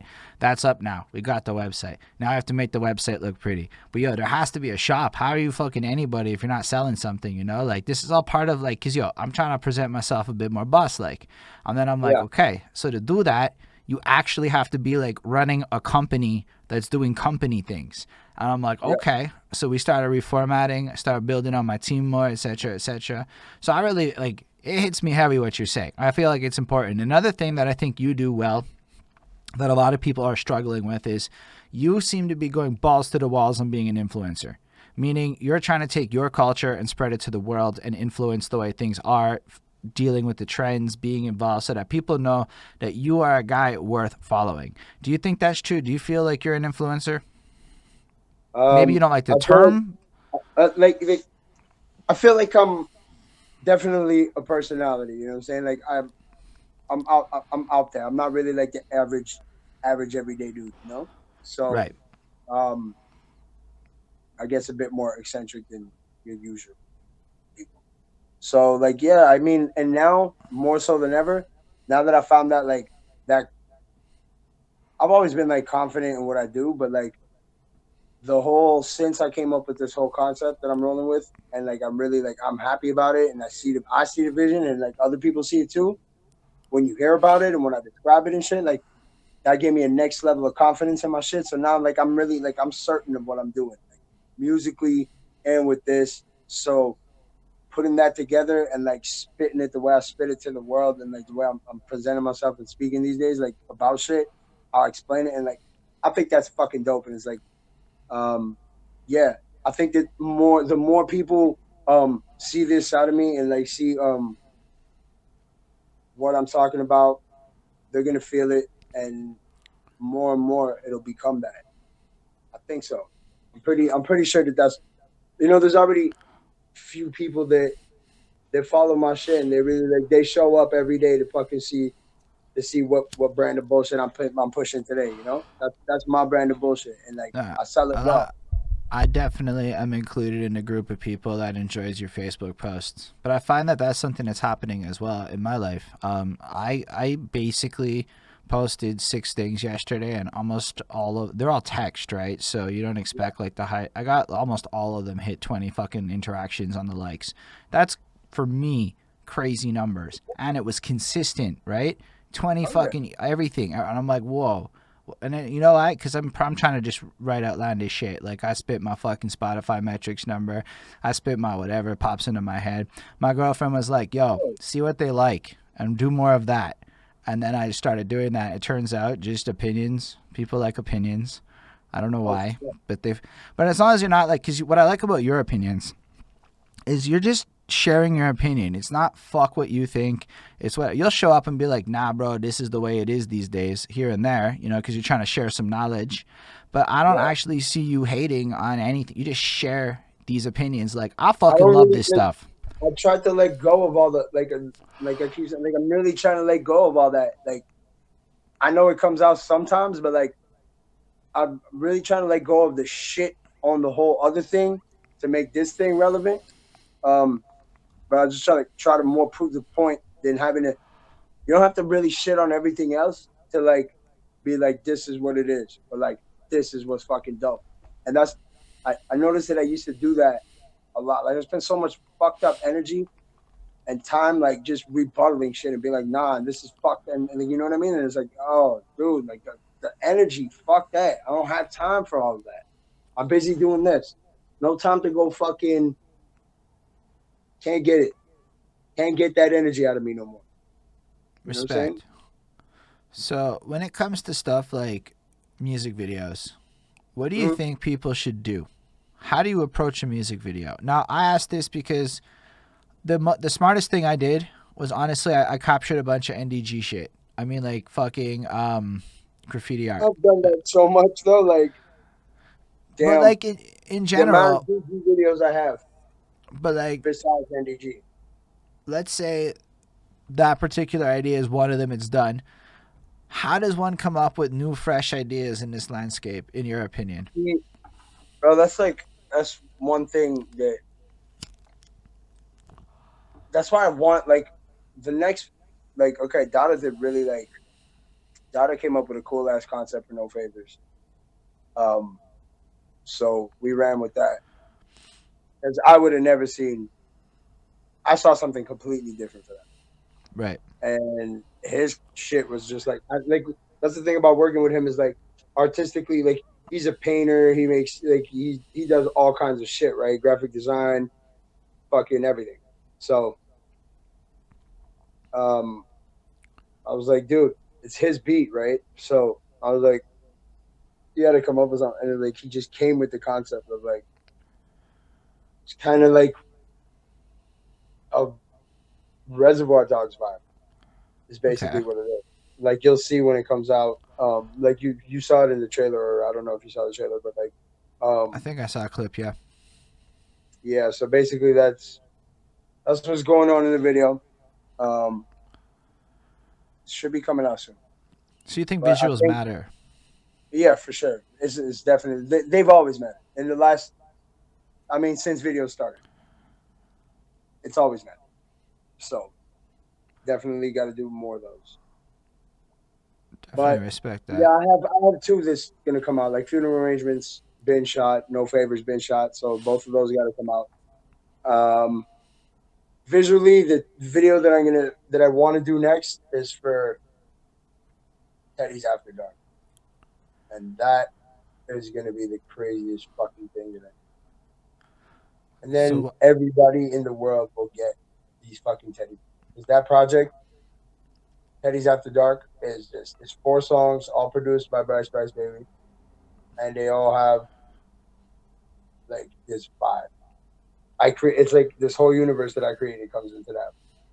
It's really crazy. There's like expand on I'm your using universe. using different voices. All these like all the teddy bears are like different reflections of me. You know what I mean? So they're all there, and like Okay, what this do you is mean what though? this Like is how what's did? going on these songs. This is what's going on in these songs. Is it's like I'm using different voices. I'm rapping different completely. There's like ad libs thrown everywhere, different sounds thrown everywhere. Like the music is dark and bassy.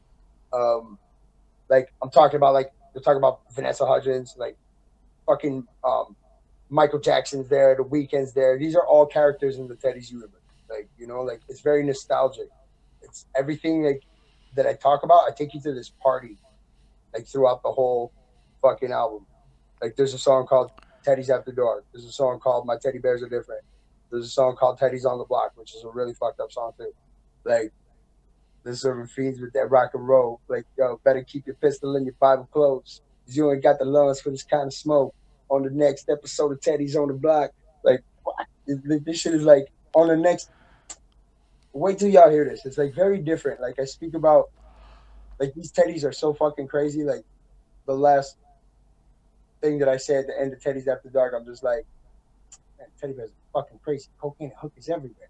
And it's like it takes you to the like that party. Like there's like I'm visually I'm gonna have like big fucking teddy bears.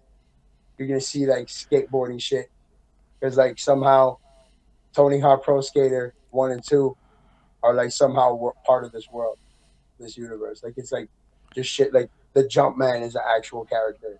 You know what I mean? Like this is like visually shit that you're gonna see in this. Like and there's certain like levels of Tony Hawk that like I pictured while I was writing these songs like somehow. And visually that has to be there with like skateboarders flipping over fucking garbage cans on fires and like fake Vanessa Hudgens at a table with teddy bears snorting coke and like just this fucked up shit. And like it has to be inside like a fucking like like one of those skate parks, but like indoor skate parks. And there's gonna be like a lot of like neon fucking colors and just a crazy fucking world of teddy bears doing crazy shit. People playing basketball in the dark with like animated Jumpmans dunking on shit, fucking Slash, like all kinds of like visually. This shit is just it's a party that I created in a universe with them, but on record somehow. That's So fucking quite the concept. I Yeah, mean, I'm sitting there listening to it, and a lot of it is very visual. And I think what's cool about it is that it shows off your imagination, but like it kind of just gives us a way of feeling it. Like these songs are meant to be more than just yo, that's a record I'm throwing on. It's meant to no, be no, like a trip. it's really, it's really, yeah. Especially Teddy's After Dark, like that song. That song is just different. It's like really, I've never done anything like that. Like I got this weird voice when I'm rapping, like, but the first verse is all like I'm slimy on it, like hella grimy, like slime southern shit. But like the second, I sound like a skateboard rapper on the second, like the way I'm enunciating words, and it's like fucking ad libs everywhere and sounds and like really crazy shit. It's just like weird, you know. It's dope as fuck though. It's like really, it's really the vibes. It's like vibe me. It's Right. like I almost want to play. I almost want to play that record just You so you can can. just so you can understand like what fucking. Oh man, yeah, that's that. Like Made is from that project too. Made Made is a was the good first pro. record. It's a fucking good Made was song, man. yeah, it's dope as fuck. It's really is like last night they played that song 3 times on the air. Yo, if you want, I can play a little clip right now for the peoples. Yeah, you could do that. Go ahead. All right, I'm gonna go ahead and get that going. I have it ready, right over here, and I'm playing. Shout out Bryce baby, produced the whole project. That's my youngin'.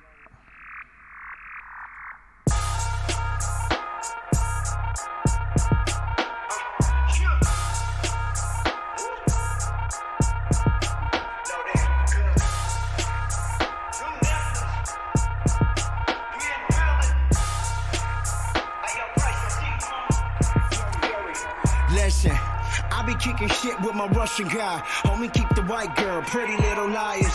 I welcome y'all to test, but it's your demise. And I'll probably die with the pain like Joe DiMaggio. You could be my Marilyn, polarized. Make a movie out of every single minute. Why?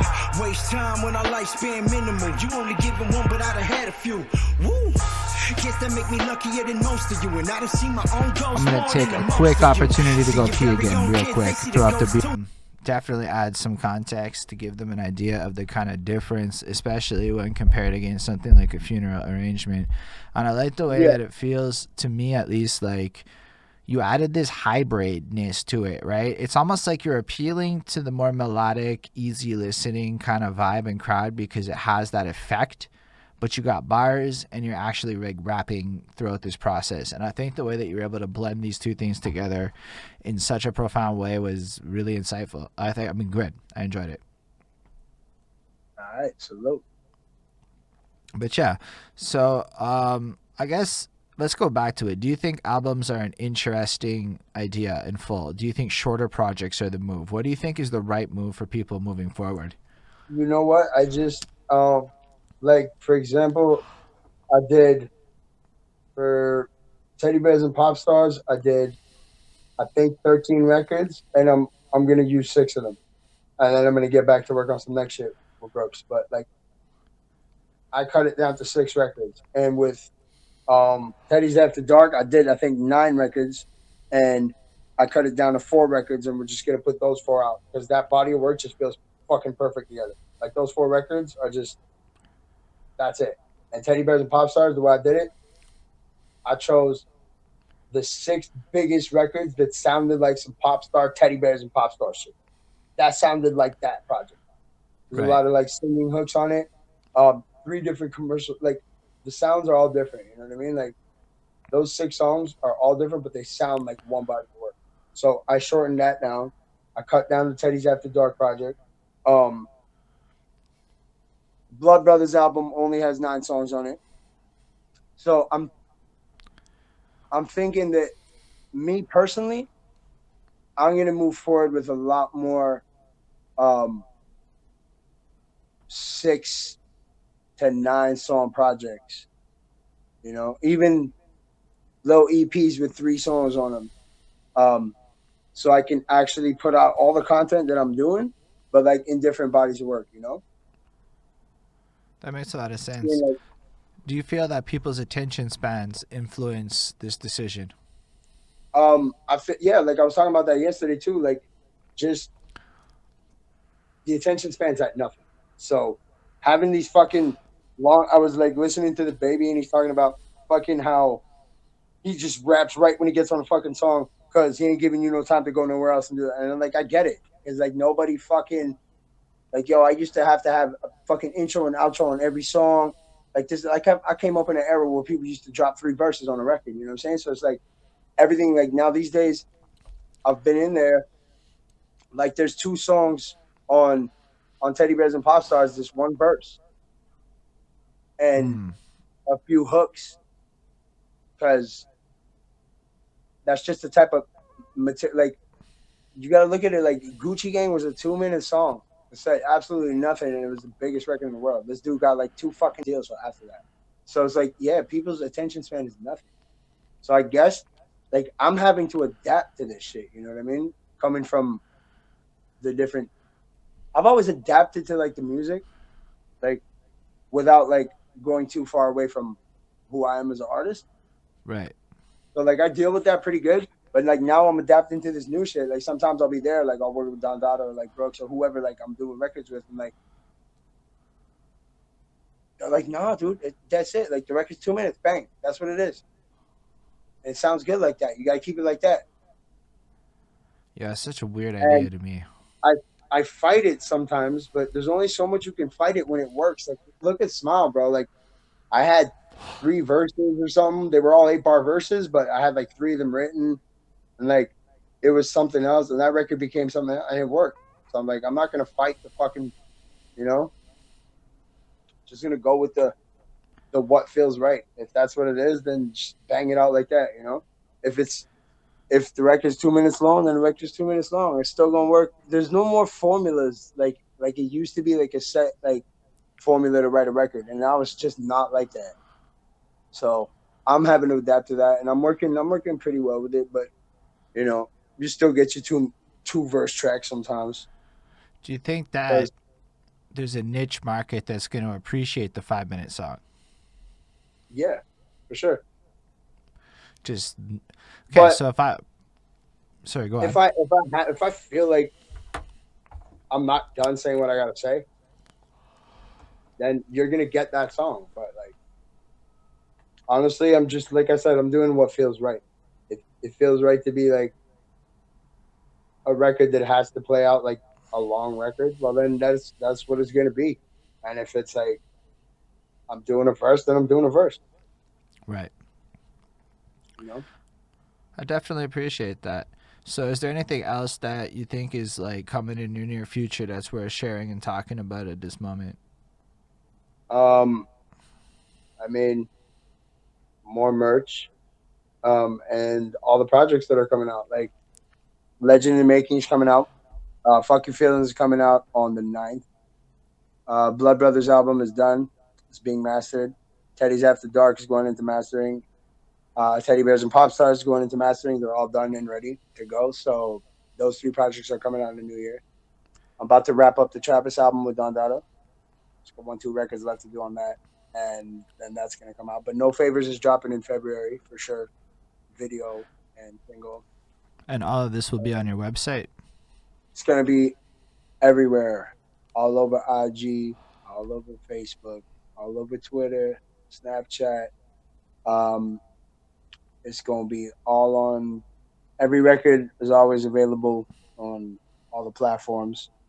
Right. But what's cool about these new projects coming out is like, yeah, you can get them. You can put them in your, your Facebook story, IG story. So it's available on Facebook Music and IG Music. You can pin the records to your profile. Um, it's on TikTok. So all the projects gonna be on there. So yeah, TikTok my shit, tweet my shit, IG it, make videos. Everything is welcome. Um, Yo, yeah, I all got a these projects are question. definitely coming out. So Do you find would you start fucking with the contest games? Not necessarily. I saw you participated in the classified shit. How do you feel about contests in general? first of all, I don't fuck with them at all.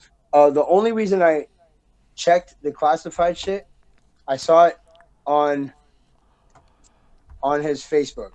It was like an IG ad or something on Facebook, and I just wanted to hear the beat tape because Classified has good beat selection. Like for that kind of music that I don't know. I like Classified as an artist. Like he's got bars.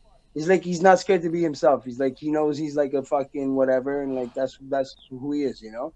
So I'm like, but I always like his beat selection. So I wanted to hear what he was doing with his, what kind of beats he would be putting out, and I realized like it was his album, but like instrumental, but he had produced all the shit. So I heard it and I was like, yo, he's got some fucking fire on here.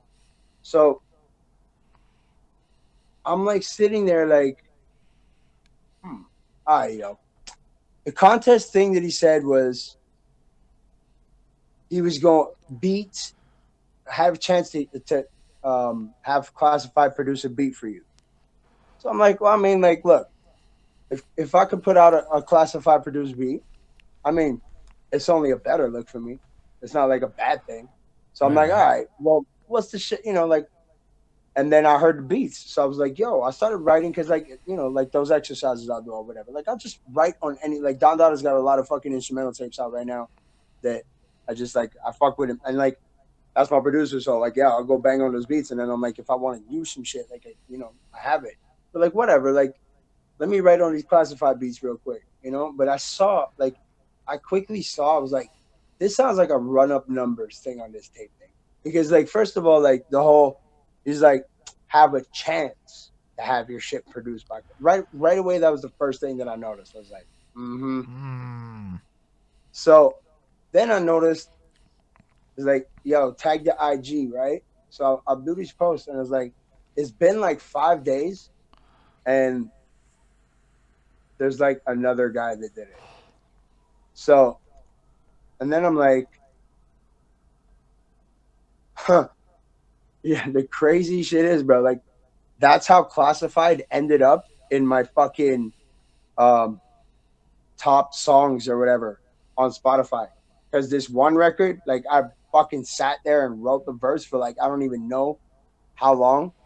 Because I was doing other shit while I was doing it. So the record played so many fucking times that it ended up in my top five or whatever on Spotify. No It's fucked shit, up. eh?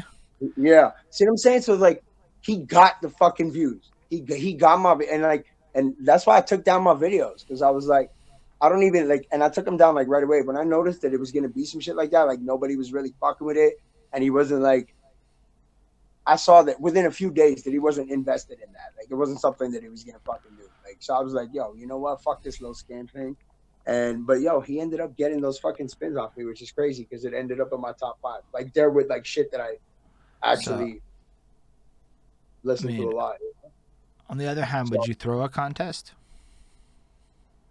yeah, definitely. That's shit that I'm trying to do right now. Is like I'm trying to interact with people like that. You know, uh, you got to keep people interested in different on different levels. It's not always just like yo, peep my music. You know what I'm saying? Make shit interesting. So that's what I'm trying to like.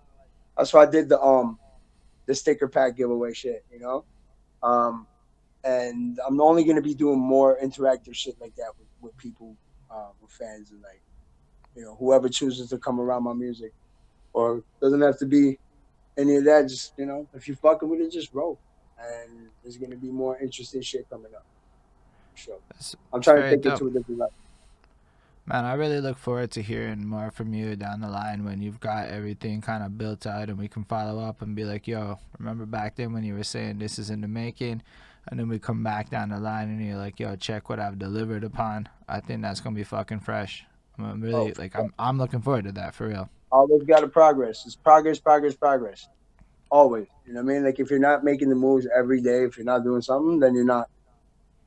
I feel like you're completely wasting your time. And then, And like I at think, one point, I had to make that decision. Like you either go every day or just do some next shit. I appreciate that. And you've proven the adaptability in the way that you approach it.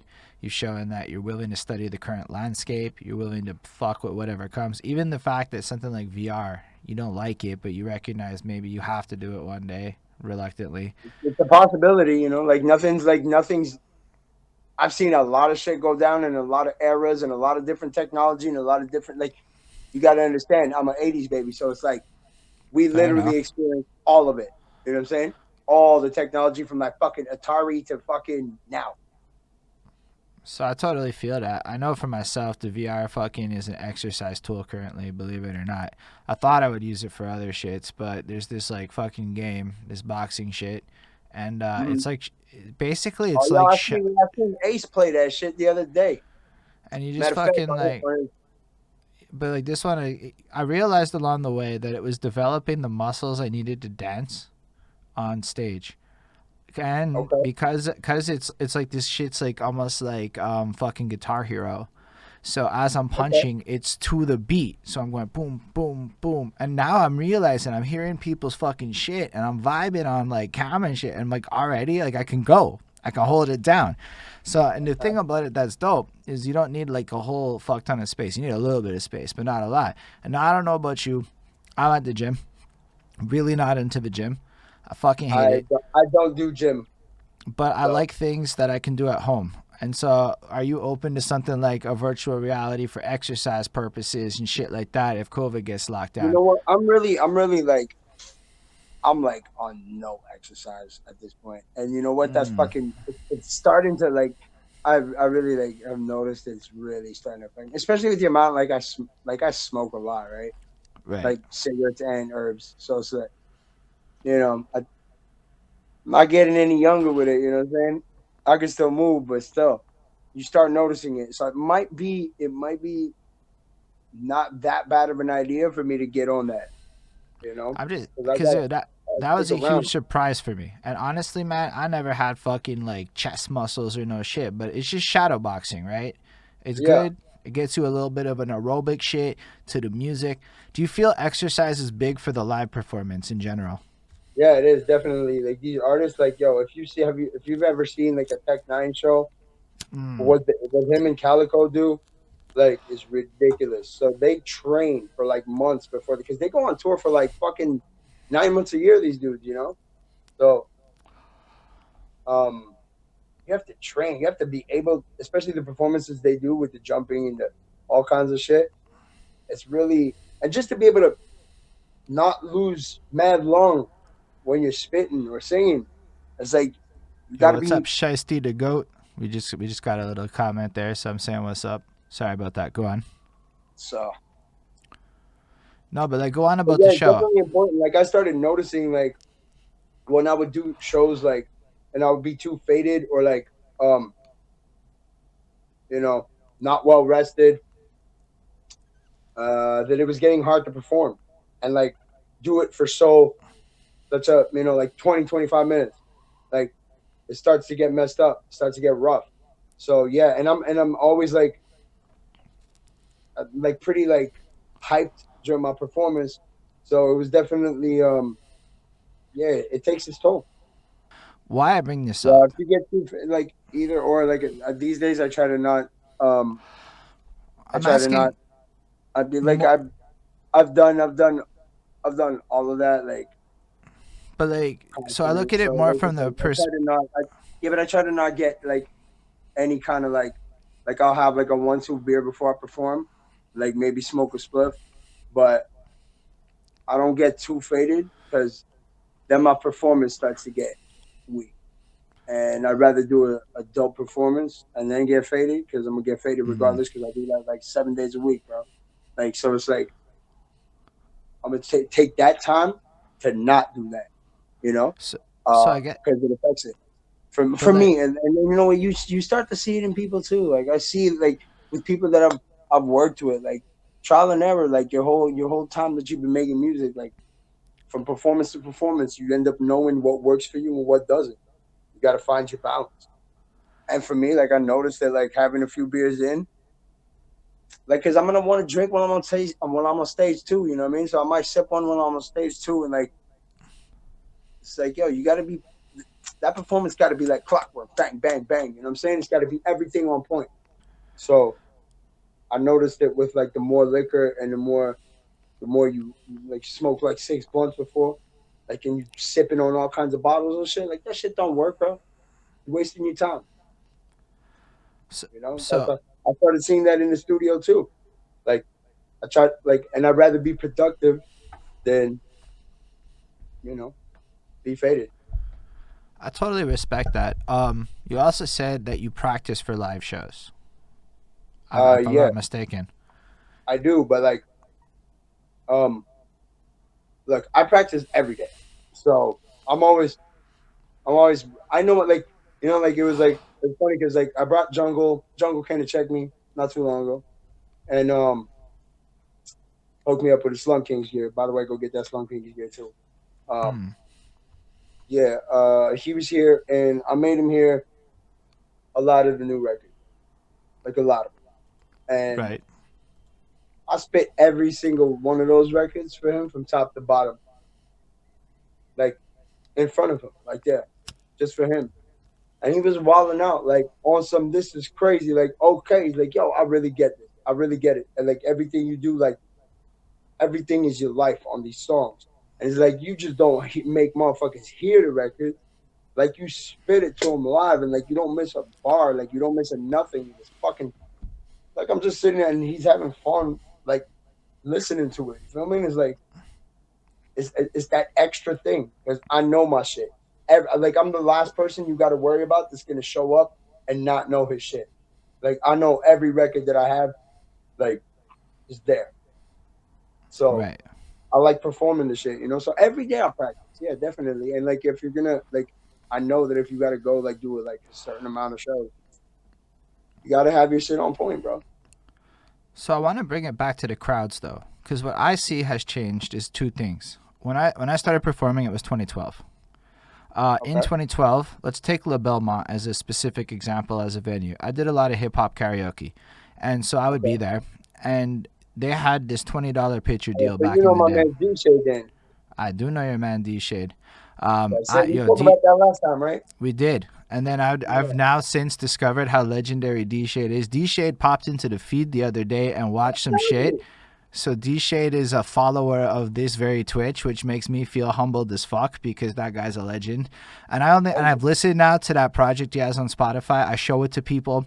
I'm like, do you guys know who the fuck this guy is? Like, yo, I am now a huge advocate for shades of culture and their significance. I'm NDG. How the fuck could I not be? It would be absolutely Yeah, a cardinal I grew up sin to this around shit for me not to be promoting D Shade like the legend that the man fucking is. I grew up listening to that shit. You know what I'm saying? Like that was that was the group for me. Like they that was my introduction to Montreal hip hop. Period. Like But there was so nobody many else. people have And I said grew the up same around there, thing. like going to Rainbow and shit like that. Like Orion was there every fucking time. Like and it was like constant. My whole like all my early teens when I was young, like 12, 13, 14, 15, like just around them at Rainbow, smoking, watching shows. What's Rainbow? And Rainbow was a Jamaican restaurant on top of a garage on Maison Ave. Okay. Um, and then it turned to EB Lounge, and then it was something else, and I don't know what the fuck it is now, but yeah, back then it was the Rainbow, and it was yeah, just a Jamaican restaurant. They had no food, good cooking. So we used to go there, and there used to be all kinds of shows over there. Um, they used to have like all the punk rock shows and all like the hip hop events and like dance halls at night. So that was the joint. That was the spot, bro. Came up there, you know. That's fucking fresh. I like those things. But I guess where I was going with that is if I thought about drink price. So $20 gave me a rum and coke pitcher, right? Mm-hmm. That's fire. You want to go there. You want to get that because it's special and it's $20 and everybody can. That's me for the night on $20 Yeah, plus whatever yeah. the cost is, $20 plus the coach. Fine, I'm willing to put down that kind of $50 night, right? And that was dope. And I noticed that the crowd felt the same way, and so they were there, and it was full. Like we were talking 250. Like Belmont was packed back in those days, and it wasn't just that event. It was any event at Belmont was full to that capacity, and I think it had a lot to do with the drink price. I noticed that every bar back then had a very comparable drink price scheme going on. You were getting $5 a drink. You look at it Yeah. nowadays, that same pitcher is $32. Even the fucking PJs and shit, the $20 pitcher became $32. Even if you look at the average drink price at these little dive bars, it's like $9 to DJ $10. charged $32. Yeah, dude, it changed when George whatever guy took over his whole fucking NDG stuff. But Oh, yeah, that was all a of it long got time more. ago. That I was a mean, long who got? time. I mean, but why are we going to? Because that's the thing. It stopped being cheap. It stopped being that. So I stopped wanting to go. Right? Like when I was young, that was the shit. You get that $20 picture. You sit with a girl. You have enough money to Yeah. take a cab home after now. It was those kinds of little things that the cheap drinks gave. So why I bring it up is because I think a lot more people are smoking weed. And I think that affects the live environment. I don't know what the solution is, but I think if you have higher drink prices to compensate for the demand, so less people are drinking, more and more people are outside smoking pot. How does that hit the live show? How do we fix this or compensate for this in some way? I have no idea, bro. Like I don't. venues are not gonna let. I mean, I don't know that venues are gonna allow people to smoke inside. So people are just gonna have to fucking stop smoking fucking weed if you go to the show, bro. Like you either want to watch the show or not, bro. Like chill the fuck out, smoke the fucking blunt, shut the fuck up. Like people, I don't Okay. know, dude. What about the structuring then from a promoting point of view? So if you look at a lot of the shows, and not everything, but they're these showcases. So it's like 10 back to back to back to back to back to back people. There's no break or anything. When is a guy's like, look, I don't care who you are, my high's gonna last 45 minutes max, right? Like that's just what it is. Look how many joints I smoked on this fucking call. I can hold out a half hour, 45 minutes, watch it. I'm gonna want to smoke a joint at some point. And the problem Yeah. is that means I'm missing somebody at every fucking show. Do you think that we can compensate through better structuring of live events? How do you feel about 10 people on a show, and what do you think the right way to approach a show really is? I don't fucking do the 10 people show thing anymore. I haven't. You know what? I stopped doing shows uh a while ago to concentrate on content and business side of things and like ways to build the brand. So I'm not really worried about what's going on in the live show world right now, especially since there is no fucking live show world right now, to be honest. So like what's gonna come after that, I don't really know. I'm just gonna right now, like I said, I'm just focused on dropping lots of content and fucking having visuals to everything and merchandise to go with all of that. And then once that next step comes, we'll deal with it then. Really, I'm So, not so I'm not stuff that's worried about it. happening right now, and I'm just curious how open you are to it, because I'm curious about how I can leverage my platform to monopolize a little bit on the current times, because let's be real, live and digital is in my favor at this moment as a content hoster person. Like we're streaming now, and the way, let's say something like Twitch manages copyright, unless you're literally going to file that DMCA, nobody's going to give a shit. And I'm assuming with your permission, I asked you beforehand, you're like, you checked it, you were cool with it. So, I mean, you could take down this video, but unless you do it, nobody else, which means we can actually do shit on Twitch that we can't do on like a YouTube, where the automated systems are in play. So what we could do in theory is live Zoom call concerts and shit like that. Now, I have participated in open mics and things over the last while, and this gave me footage for my Instagram and things like that. And I've actually been really... So I haven't figured out the sound, which is why I haven't really hit you up and shit. There's a couple of issues where it sounds whack, and I want to make sure I solve these issues and I can do it for free. But are you open to like jumping on like a Zoom call concert, spit your tracks a couple of times, create like a 15-minute set that you spit to the internet like that? Yeah, I was thinking about setting something up like that. Um, it all depends on how you put it together. Like, if it's gonna be like dope, where I can put together like a cool performance for it, like yeah, definitely. But I don't know that I would have. We'd have to set it up proper, for real, I and then I'd be appreciate that down. answer, Then I'd be because I down. do think an example Like of you it said, done like with... you wanted to deal with sound and things like that. Like you have your things that you want to fix, so Yeah. like, present it to me, like you know the way when it's ready to go. We'll see what it's about, and we could definitely do it. You know, At the end of the day, as long as I can figure out how to make the sound happen, it really is just a camera to whatever. That's And it. then the visual side, you can put it wherever you want as long as we can figure out the other side of the logistics. And that's what I think is really dope about this. And then it's just really hosting the content and streaming it to the right places where we build it all up. But I'm curious just in general, and I like to have it all on wax because then I want to be able to one day point it out like, yo, there is a market for this to like rich people who may want to open up that big studio down the line. You know what I'm saying? Because let's be real. Let's say some guy with a lot of cash goes, yo, this is a market, and actually throws down the 50K to buy the top tier gear and makes it accessible.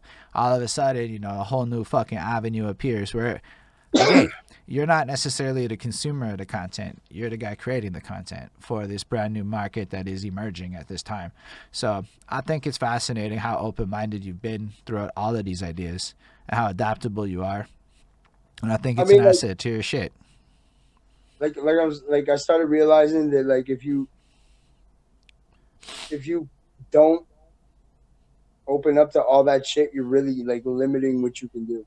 And like Right. these days possibilities are fucking insane. That's what technology's done. It's made everything like so accessible. And like my goal right now is like really to flood the fucking the like flood my market. Like I want people to know who the fuck Travis Bryant is and see the fucking Teddy Bears and Pop Stars music and see the No Damn Good music group and just like know the branding and know that you're getting that dope shit, you know?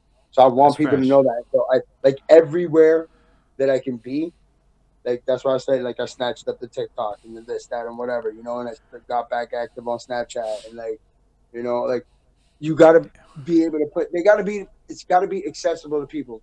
Like it's gotta be the content's gotta be there and it's gotta be accessible. Like people don't wanna have to be like, oh fuck, I can't find him. You know what I mean? Right.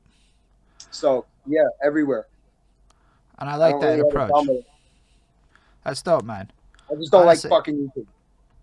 I just don't like YouTube. That's fair. I definitely appreciate you being here today. I think we've covered a whole bunch. I think it's a good. We got a bunch of content out of this. On my end, we're gonna clip it down a little bit, get a few little bites. We're starting a new little clips channel on YouTube because while you may not like it, it's totally good for us to get that little reach out and get your name out there on your behalf. And because you got some fucking mad tips and shit, and then we're gonna post them everywhere. Gonna get people to come fucking check out the raw shit, and then we're gonna cut it down, clean it up a bit, da da da da da. I'll put out the fucking like proper video in a couple weeks for everybody. Just we introduce the flow to people that are watching, and I'm really look forward to having you back again in the future, dude. Cause I'm really know that you're gonna come in. There's gonna be mad innovations and shit. It's gonna be a really interesting conversation at that point. So definitely gonna have all your socials and shit linked below. Everybody's gonna be able to follow you. You're gonna be able to hit you up. And so I appreciate you being here, man. I appreciate you sharing your time, your stories with us. Again, you know what I'm saying? Respect for that. And yo, I just want to say thank y'all watching this. We appreciate you being here with us. Definitely let us know in the comments on the YouTubes and whatever what you think. Ask your questions and whatnot, because when he comes back, we're going to funnel him those questions. Like the video, all that good stuff. If you're on Spotify's, whatever, listening to this, hit the follow button, all that good shit. On that note, I do want to say special thanks to the patrons: Ismail Gadamsi, Chris Prada, Jonathan Barnes, DJ Black Hurricane, Linda Williams, and Scribble. They're dope. Support what we do. If you like that, you want to show some love more directly, patreon.com/behindthatsuit. And I make music. Check it out. Links below. All that good shit. Finally, appreciate you having again. One last time. Live long and prosper, everybody.